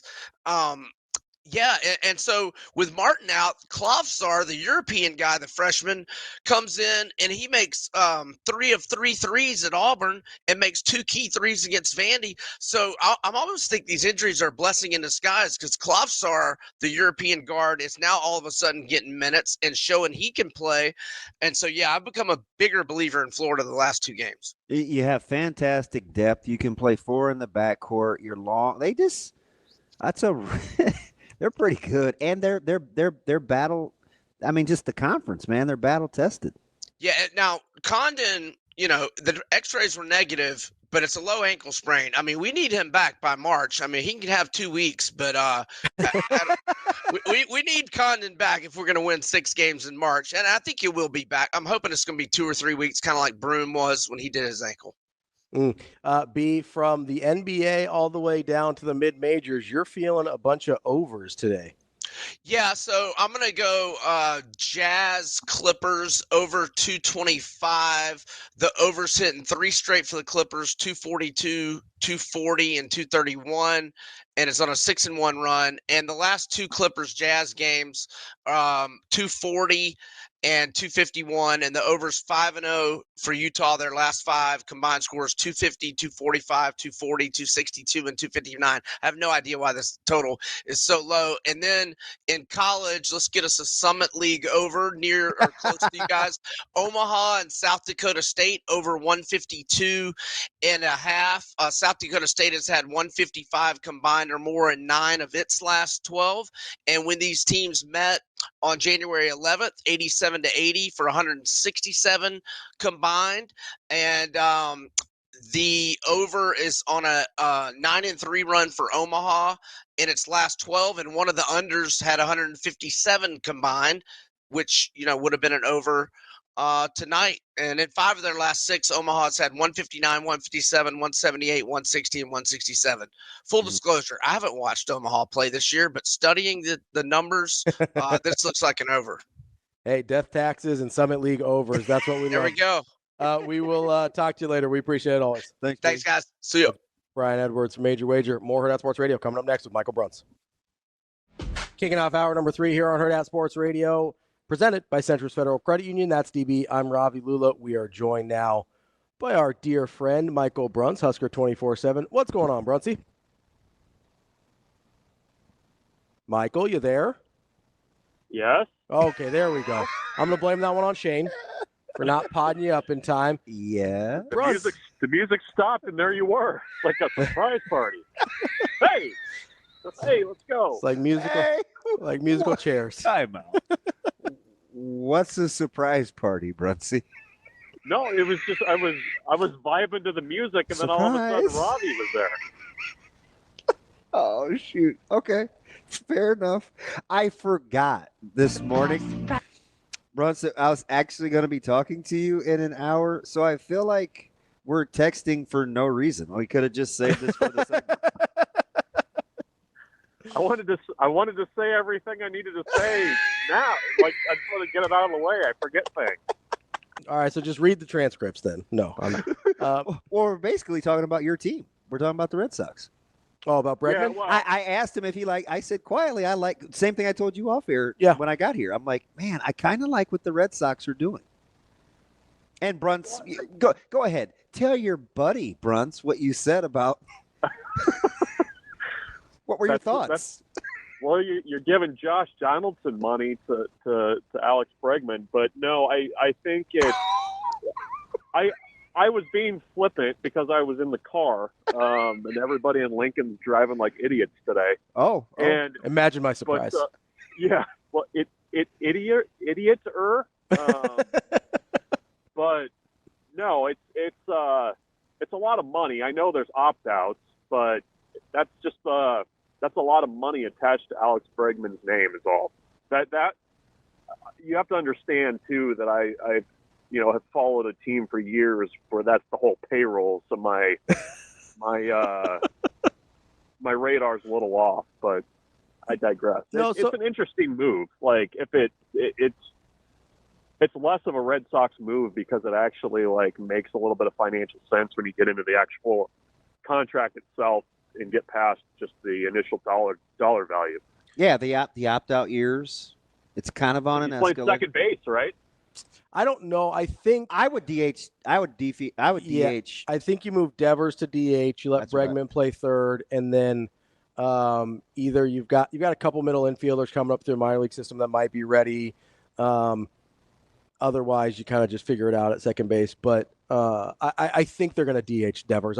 That's what I think they just want to try and keep him healthy. He's been banged up a little bit over the last couple of years. Got it. Yeah, no, I saw a little chatter late last night that there was potential he played second base, which would be interesting because you'd be blocking some guys that are going to be pretty darn good really quickly. So I thought that was interesting. I think they want to get Mayer up here as soon as they can. And you got Bueller on the cheap because I think if he's healthy, he's going to be. That's a good flyer. That's a really good flyer. He's going to be pretty good. Yeah. And maybe Trevor Story will play baseball this year. I don't know. Hard pressed. You would take that. I said maybe. Sure. We can all dream. Well, he can play long enough to make sure that Mayer's clock doesn't start until next year. Yeah. I still hate how baseball guys do that, trying to hustle guys out of their clock. Like at some point we got to get past that. I need you to be a little more Teddy KGB and just be like, pay that man his money, you know? Yeah, I mean wow. I mean, baseball is just notorious for doing that. Well, we're going to wait so the clock doesn't start, and you're going to end up getting these crazy deals anyway. You're just prolonging the inevitable. And I mean, I guess you make arbitration work if it ever has to go there, but we're talking about 2 months. You know what I mean? Right. No, it frustrates me when they do that. I mean, I think also.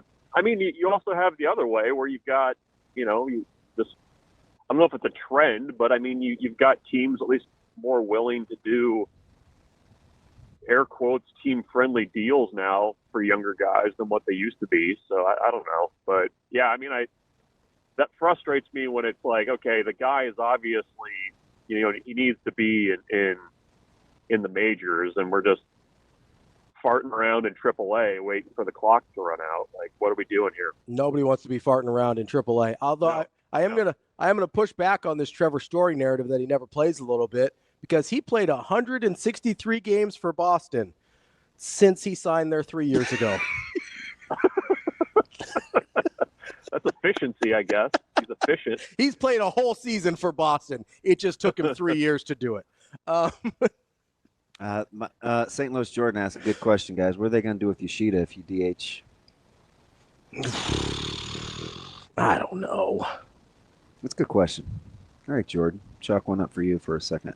Let me think about it. I'll have to consider. Hey, Brunsy, we got a chance to talk to Coach Bolt Tuesday? Yeah, 2 days ago.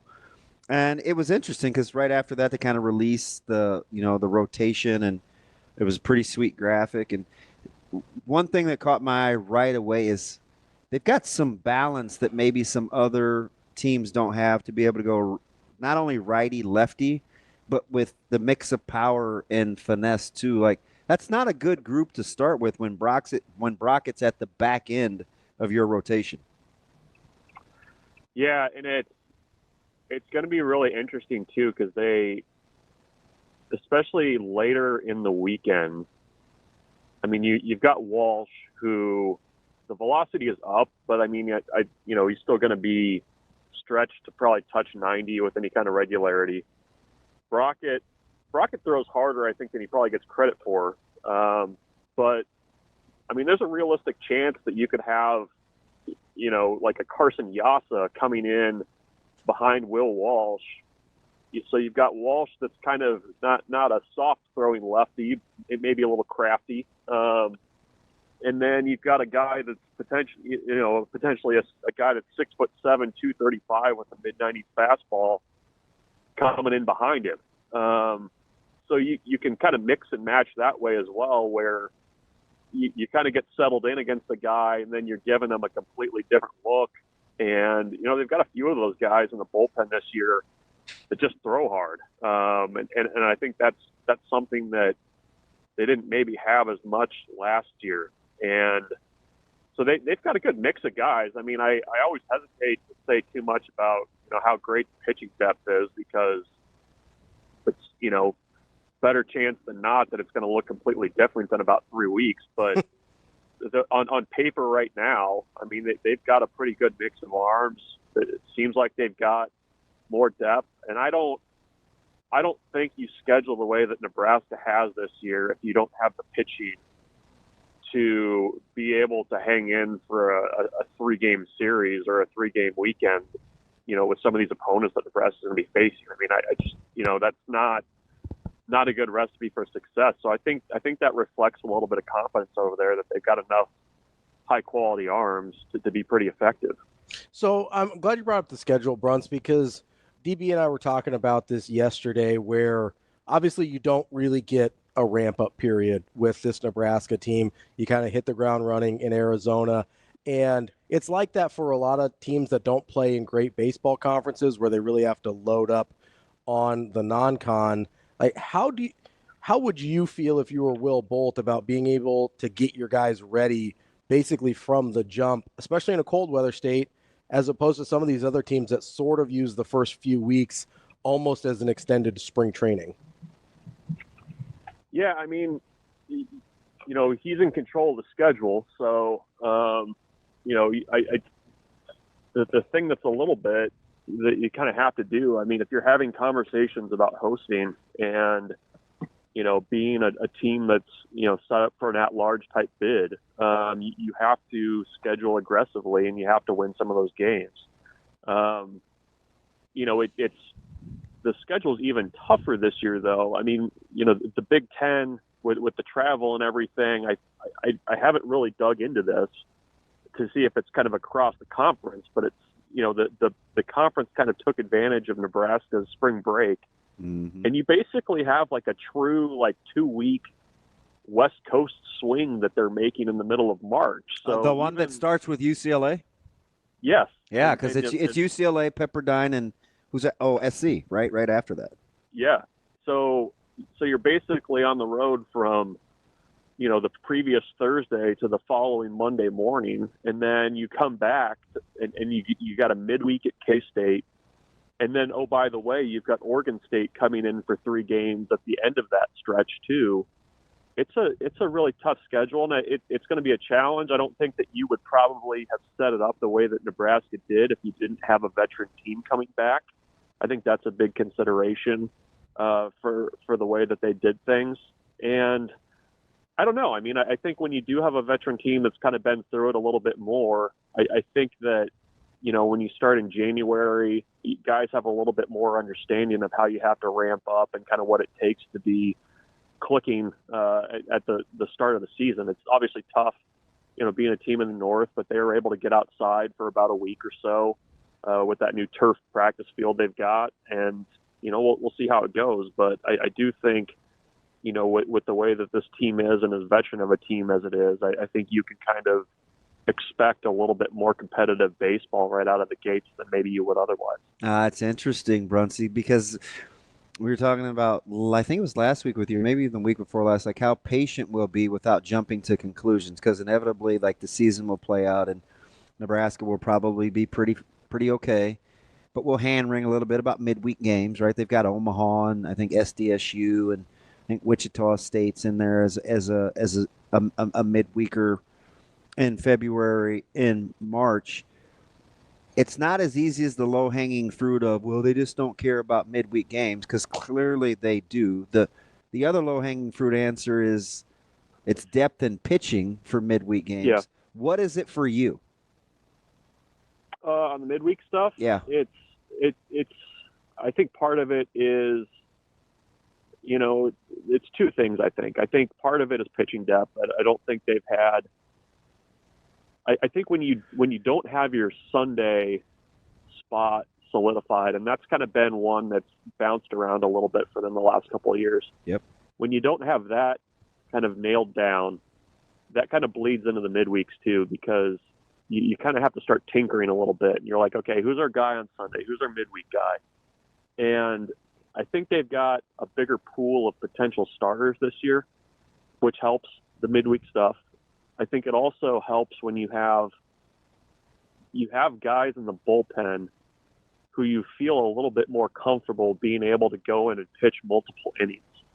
And I think sometimes, over the last couple of years, if you have to kind of bucket brigade it a little bit on Tuesdays or Wednesdays, it's been a little bit more difficult to do that because you haven't had just multi-inning guys in the bullpen. It's been a lot of, one inning and just kind of hope that you can keep passing it down the line. So I think that's a piece of it. And the other thing about it is, too, Nebraska had a decent lineup last year. The offense, was really clicking by the end of the year.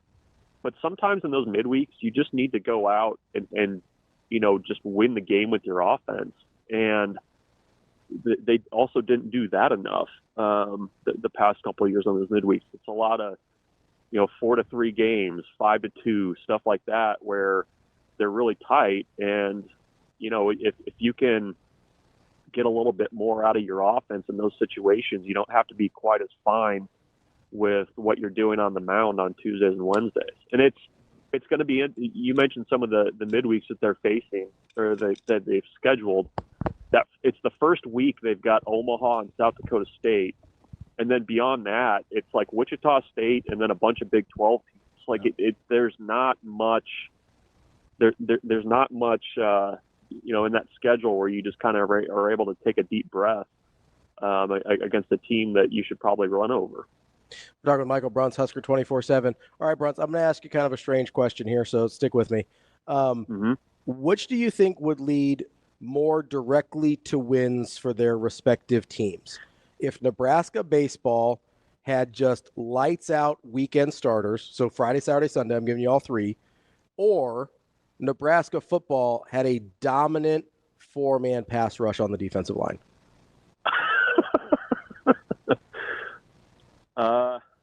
I know it's super like an apple to oranges, but I'm curious. We've been talking about the 4-man rush for like all week. Okay. Well, I think a dominant 4-man pass rush probably looks a little bit different from what they've had consistently. I think they were somewhat good. Ty Robinson and Nash Hutmaker kind of make that picture look a little bit better. But I think if I would give more of that to the football team. Baseball wise, they've actually had decent weekend pitching the past couple of years. That would be my So, Bruntz, counselor, let me start with. The reason I ask is, so I started with the question to Mitch yesterday, whether or not being able to consistently get pressure with 4 is the most valuable thing in football. And what I wanted to ask was if it was the most valuable thing across sports. If there was one single thing that got you more wins than being able to consistently get pressure with 4. And so we talked about, okay, what about elite 3-point shooting in basketball? Or I said, goaltender. Yeah, a goalie on a heater in hockey. And then as we're talking now, I'm thinking, okay, what about like a really good frontline starting rotation? And so I'm trying to figure out, because I can't really come up with a thing that I think is more valuable than 4-man rush and a consistent 4-man rush in football. Yeah. I don't know. Does dominant quarterback play get you close? So that was Mitch's answer. That was Mitch's answer. That was Mitch's answer. Okay. I still would take D-line. Of your scenario, I think for the 4-man rush, I think is probably the direction I would go. I think you've seen even at Nebraska, when they've been not good up front or gotten pushed around versus, even last year or the year before that, they were decent up front. You can see the difference there. And I wouldn't say Nebraska was, even in the ballpark of elite last year. They were good, but go back to that Ohio State game. They were good, really good up front, and you were right in that game, right down to the last possession. So I'll go along with your 4-man front. I think quarterback play might also be up there for me. I'm trying to think if there's anything else. So DB asked the question yesterday: would you rather have dominant offensive line or dominant defensive line, if you have to choose one? Nebraska won in the 80s with O-line.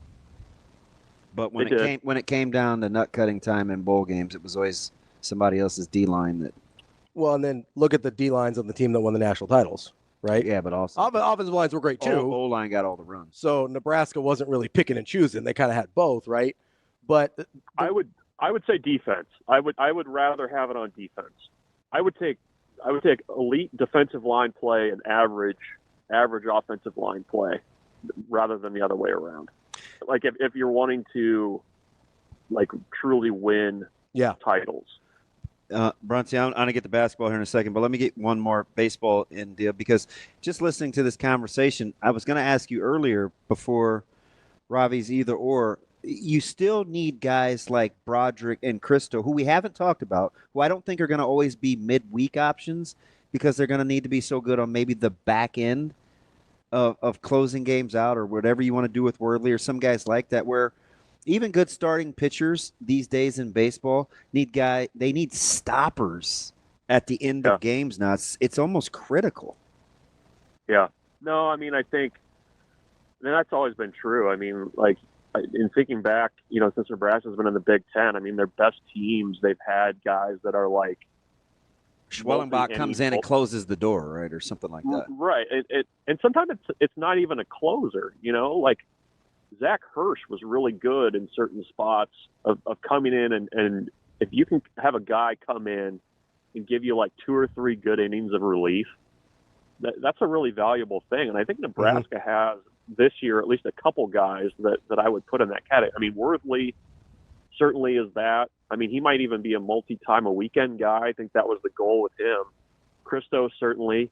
Broderick's going to be just the ninth inning guy. I mean, he's got the kind of stuff where maybe he could be a multi-inning guy too. But in college baseball, I mean, when you get into Saturdays and Sundays, you need those kinds of guys that, if your starter can go 4 or 5 on Sunday, how do you kind of get it over the finish line? And if you have somebody like that, that's huge. So that's always, I think, kind of an overlooked piece of college baseball is it's the depth.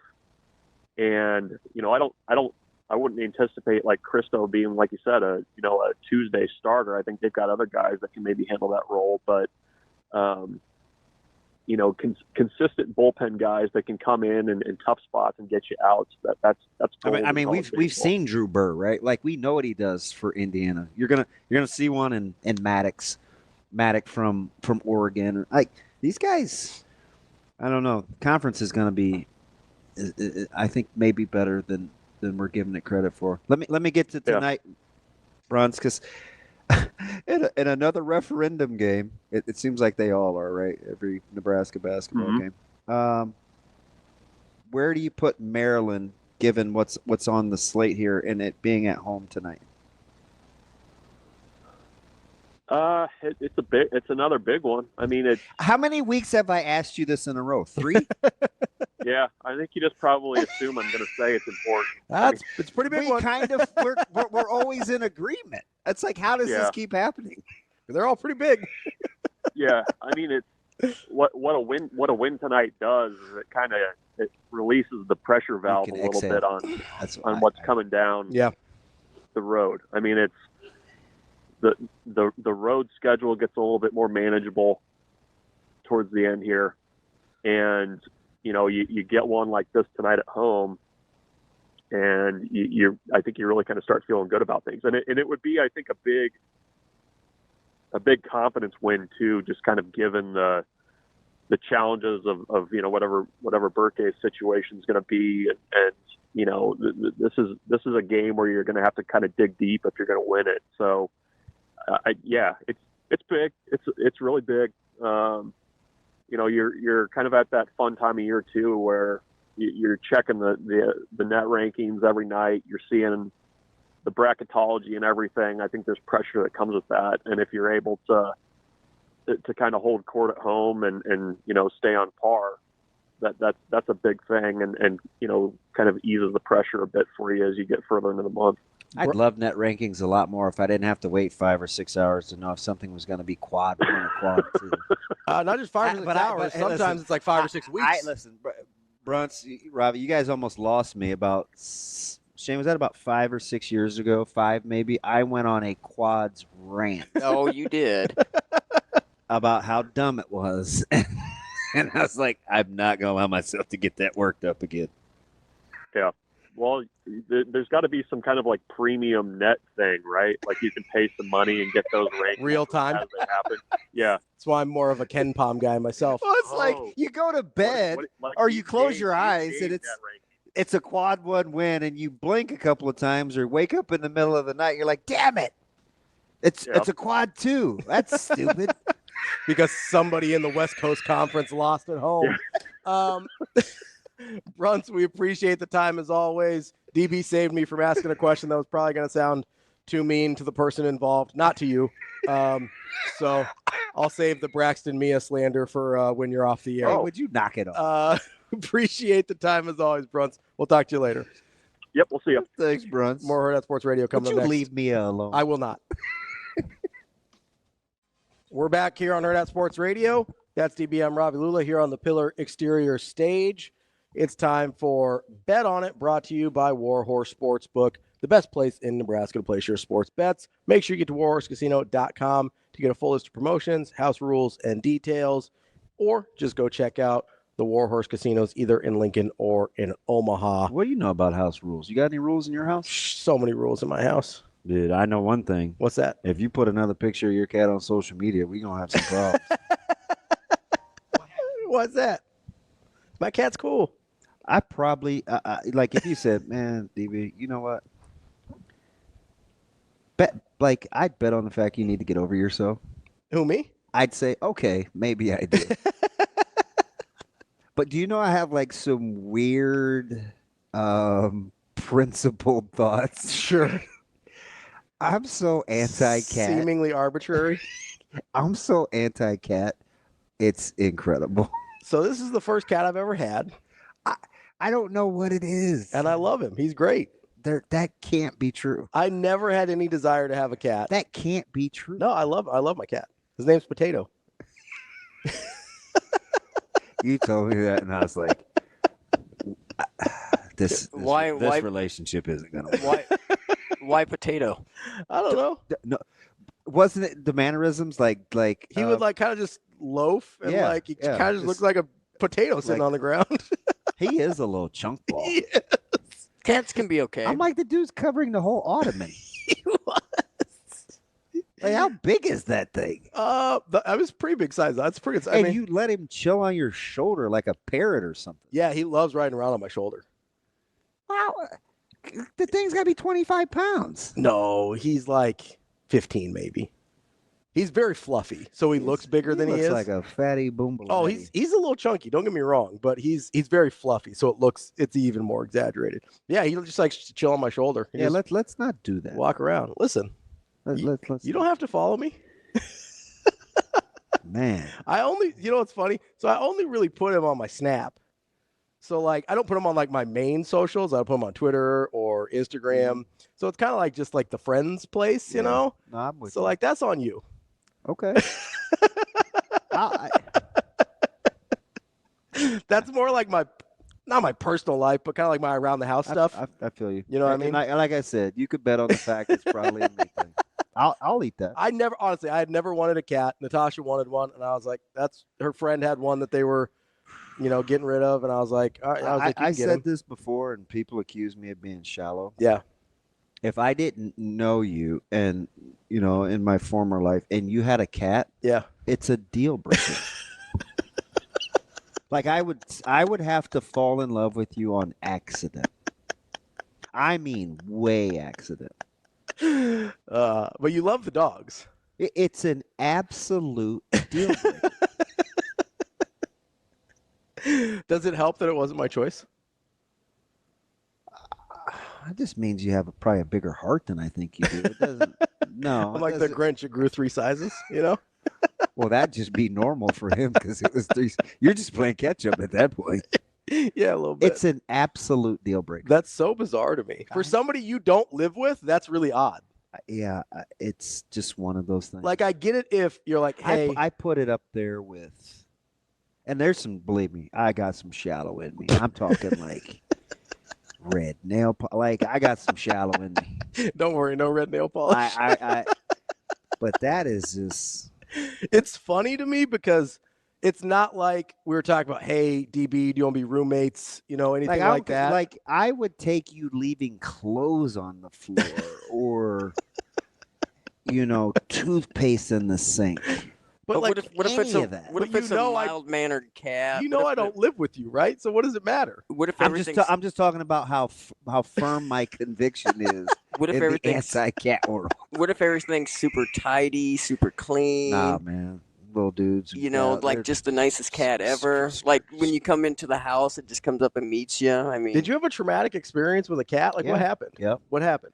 So, there was this little speckle, and I apologize if the neighbors still listen to the show. They had daughters and stuff, so they might. But we had neighbors, and they had this little cat. It was orange, black, and white, but it had a white tummy. Okay. And I was younger, and the little dude would constantly pee on our back door screen. Okay. Incessantly. Yeah. And it drove my mom crazy. Sure. And it was just like a little weird cat. Like, yeah. Like, does your cat come to you when? Do you call it, "Hey, potato," and it just like comes over? I don't believe. Kind of waddles on over. I don't believe he does. Without sitting down, without assuming a position that they can see. Yeah. You're like, "Hey, potato, you could be in the kitchen, and potato's gonna come chill." Yeah. I gotta see that, dude. Put that on video. I will. I'll get a picture of, or I'll get a video of it because Have you ever been into a house with cat pee? Oh, cat pee smells terrible. That's why you gotta have your cat well trained. Our cat's never had an accident. We got 2 litter boxes, one upstairs, one downstairs. We got him covered. He's good to go. It's like auto DQ. It trumps. It doesn't probably trump body odor, but it trumps race. It trumps. It's up there. So you're okay. Good morning again. So you're gonna ride with like a KKK member with no cat versus she's not gonna like me to begin with. Versus a brother with a cat. Like she's not looking twice at me, so I don't have to worry about that. I'm just saying, like, there's certain, like cats way up there on the way of things I would not overlook. Yeah, no, potato will come if he's called. Oh my gosh, KP has a cat. See, he's a dude's dude too. Like that dude cooks meat in the cold. Yeah, yeah. You have to spend money on good litter. You got to be able to. If we're just hitting all stereotypes, man, you want to be a guy's guy. You got to cook in the cold. I don't smoke out there in the 20 degrees. I don't cook at all. Where's that put me? Yeah. Again, looking at you kind of sideways. Looking at you kind of sideways. Closest thing I come to cooking is I cook up a little DoorDash order. You don't have like a non-negotiable? I'm sure I do. Mine, I get like I said, I'm petty. I know them off the top of my head. I don't have it off. And I'm not going to ask you to like change. I just would. You just won't even start. Yeah, you just move right on. Next.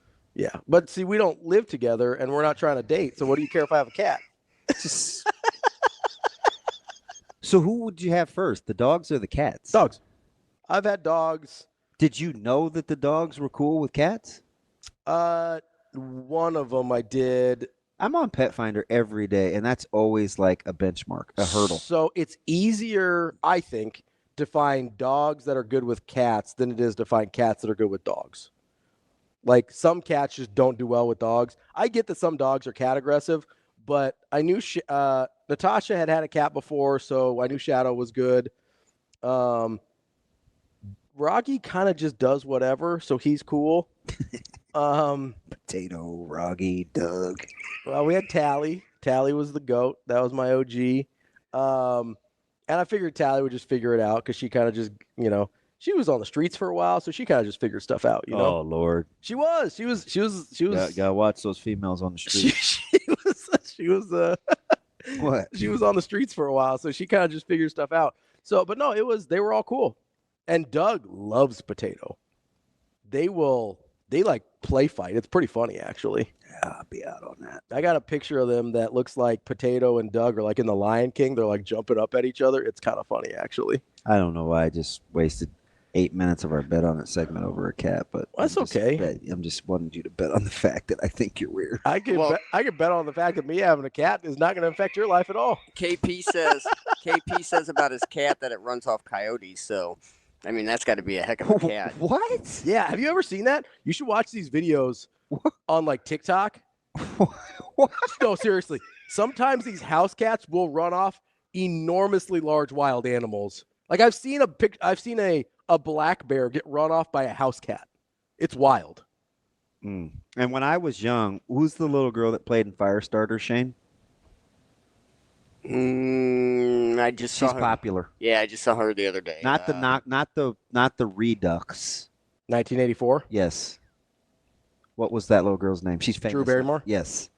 So she played in the movie. Was it Cat Eye or something with a little gremlin that would like hop on her bed at night and the cat defended her? I'm young. I'm trying.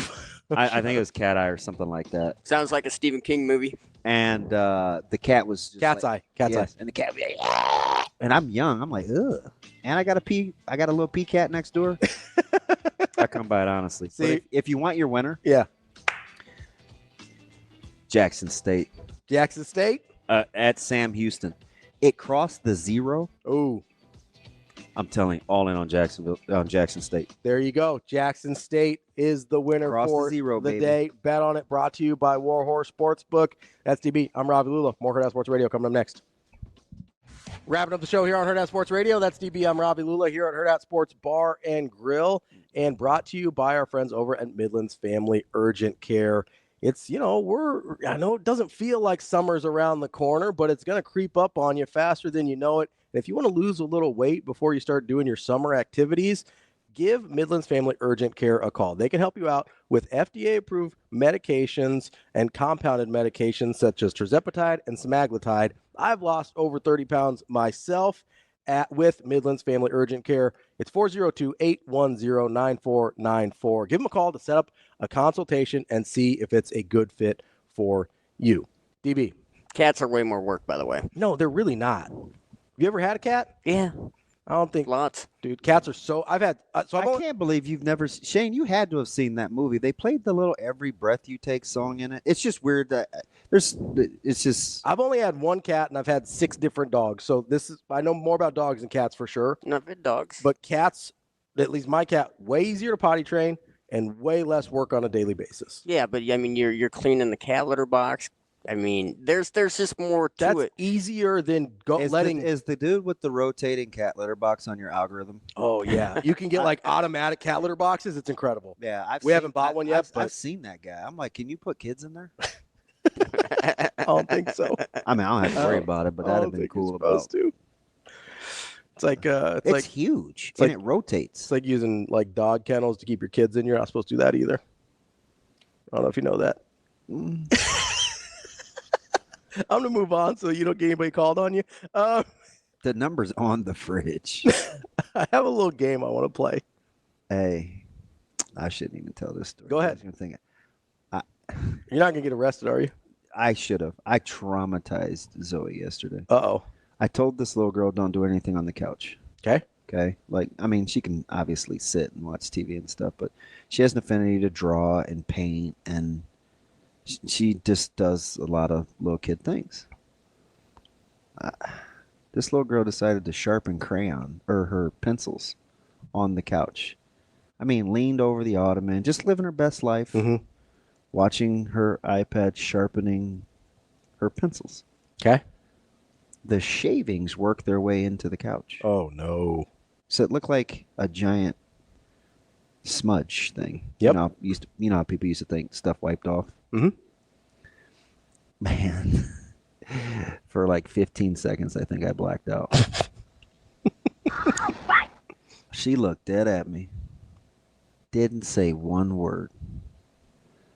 Took her little fast walking self, got the little mini stool, tore off a couple of paper towels, and got the carpet cleaning thing under the. No idea what to probably do with it. But the funniest thing ever, she didn't say one word. She's like, I messed up. I was like, give it here. I didn't say it like that, but I was thinking it. And she's like, where do you want me to put the shavings? In the goddamn trash. do you think, Zoe? What are we doing? Man.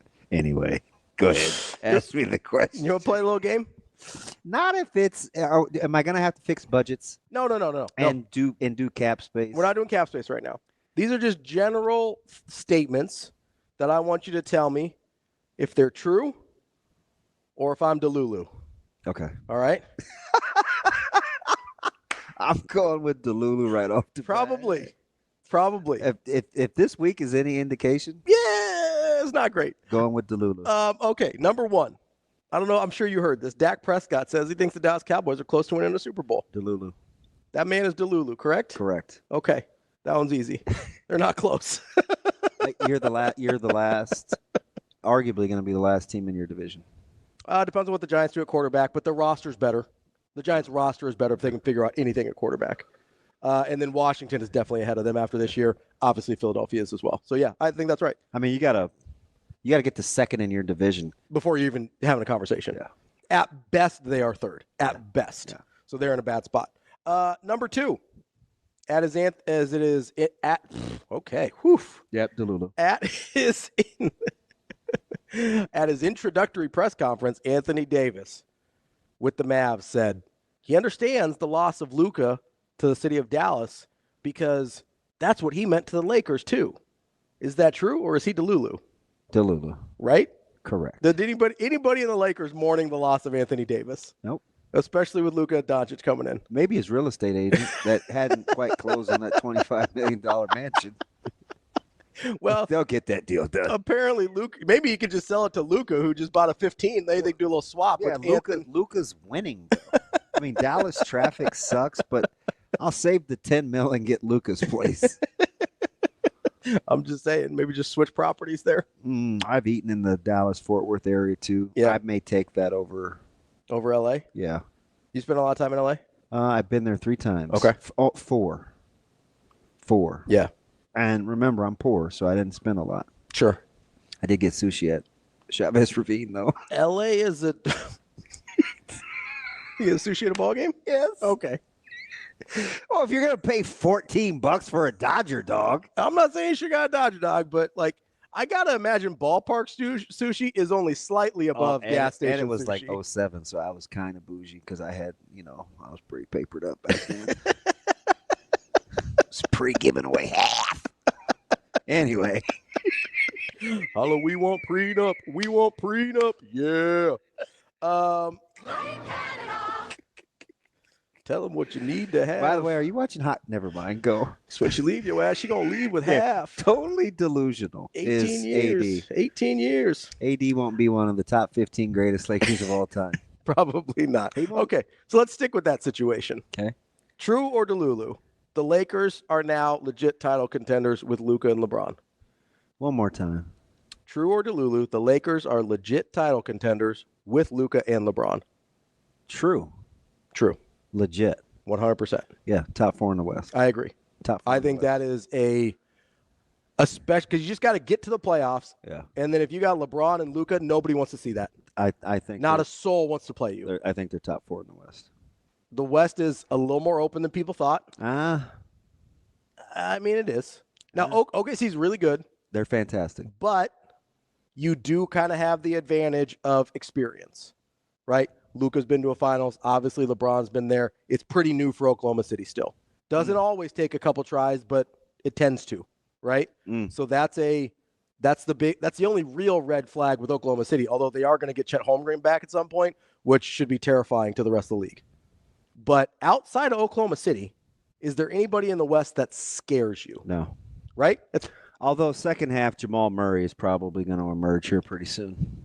He takes half the season off every year, and then at some point he decides he's going to get serious about playing. I mean, maybe. If that emerges, then he's scary because of Jokic too. But I think the West is gettable. So my man AK is calling me Delulu. Okay, on the picking the Dallas-Fort Worth area for food over LA. I would like to quantify. Okay. AK. It's specific to my tastes. I get. So you're a meat guy. Yes. So the meat's maybe better in Texas than it is in LA. And there's more opportunities. Now I do like sushi. I would say if you went heavy seafood in LA, you might be in good shape. So okay, I'm with you. Yeah. Best scallops I ever had. You might be right real off good Pacific shape. Coast Highway. Yep. And in LA with my buddy the chef. But in totality, what my palate. Sure. No, I get that. I can still get barbecue. I can still get a good steak. That aren't changed. Like I just there's reasons for that. I get it on the surface, aka why you think I'm Delulu. No, that makes sense. But if you're like, this is a little like Omaha's a really good food city. If you're a steak or beef person, you're better off in Omaha than you are in some other famous food cities, right? Like that's just the nature of your palate. That makes sense to me. I got you. No, He said, "What the?" I got you. No, that's not crazy. My bad, AK. Okay. This one just came down, so I didn't have it written down. Okay. But apparently Trevor Lawrence and the Jaguars are in talks with the Pittsburgh Steelers. I want two sides of the scenario, okay, on True or Delulu, right? Yeah. We'll start with the side that you don't have a vested interest in. Granted, regarding the conversation we had earlier with paying guys that maybe aren't that guy, this is the right move for Jacksonville to move on from Trevor Lawrence. True or Delulu? True. I agree. True. Yeah. I think for Jacksonville, it makes sense to move off of that money. Yes. 100%. Because the rest of that roster, now, again, they're going to have to do what everybody else has got to do and go get a quarterback. Figure it out, yeah. But that roster is pretty good and getting better. Especially if you go off the model that you gave about building. Through the D-line?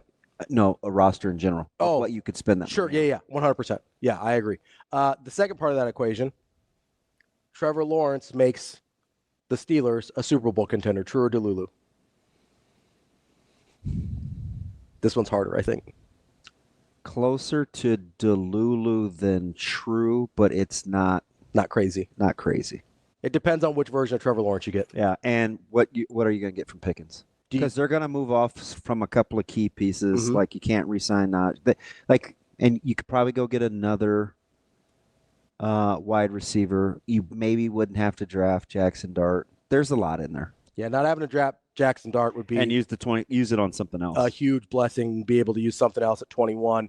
So it depends on if you're getting 2022 Trevor Lawrence. Oh, when we thought he was on, that's what got him the deal. Where he was on the come up. He's 4,000 yards, 66% completion, 28 touchdowns, 8 picks. Takes Jacksonville of all franchises to not only to the playoffs but to a playoff win. Was a top 10 MVP candidate, or are you getting the guy we saw the last 2 years? It's hard for me to value the change in scenery. Especially coming from a dysfunctional franchise. And the change in organizational structure. Because I still think he's young and impressionable enough. He's not Rodgers, right? He's not dead set on his way. He's not 40. I think he's still malleable. And he's been through 4 head coaches, 4 offensive coordinators. I would actually have to cheer for Trevor Lawrence, which would be another boo-hoo moment. That's True or Delulu. Maybe we will revisit that again at some point. I like that game. That's DB. I'm Ravi Lulla. We'll be back tomorrow to wrap up the week on Hurrdat Sports Radio.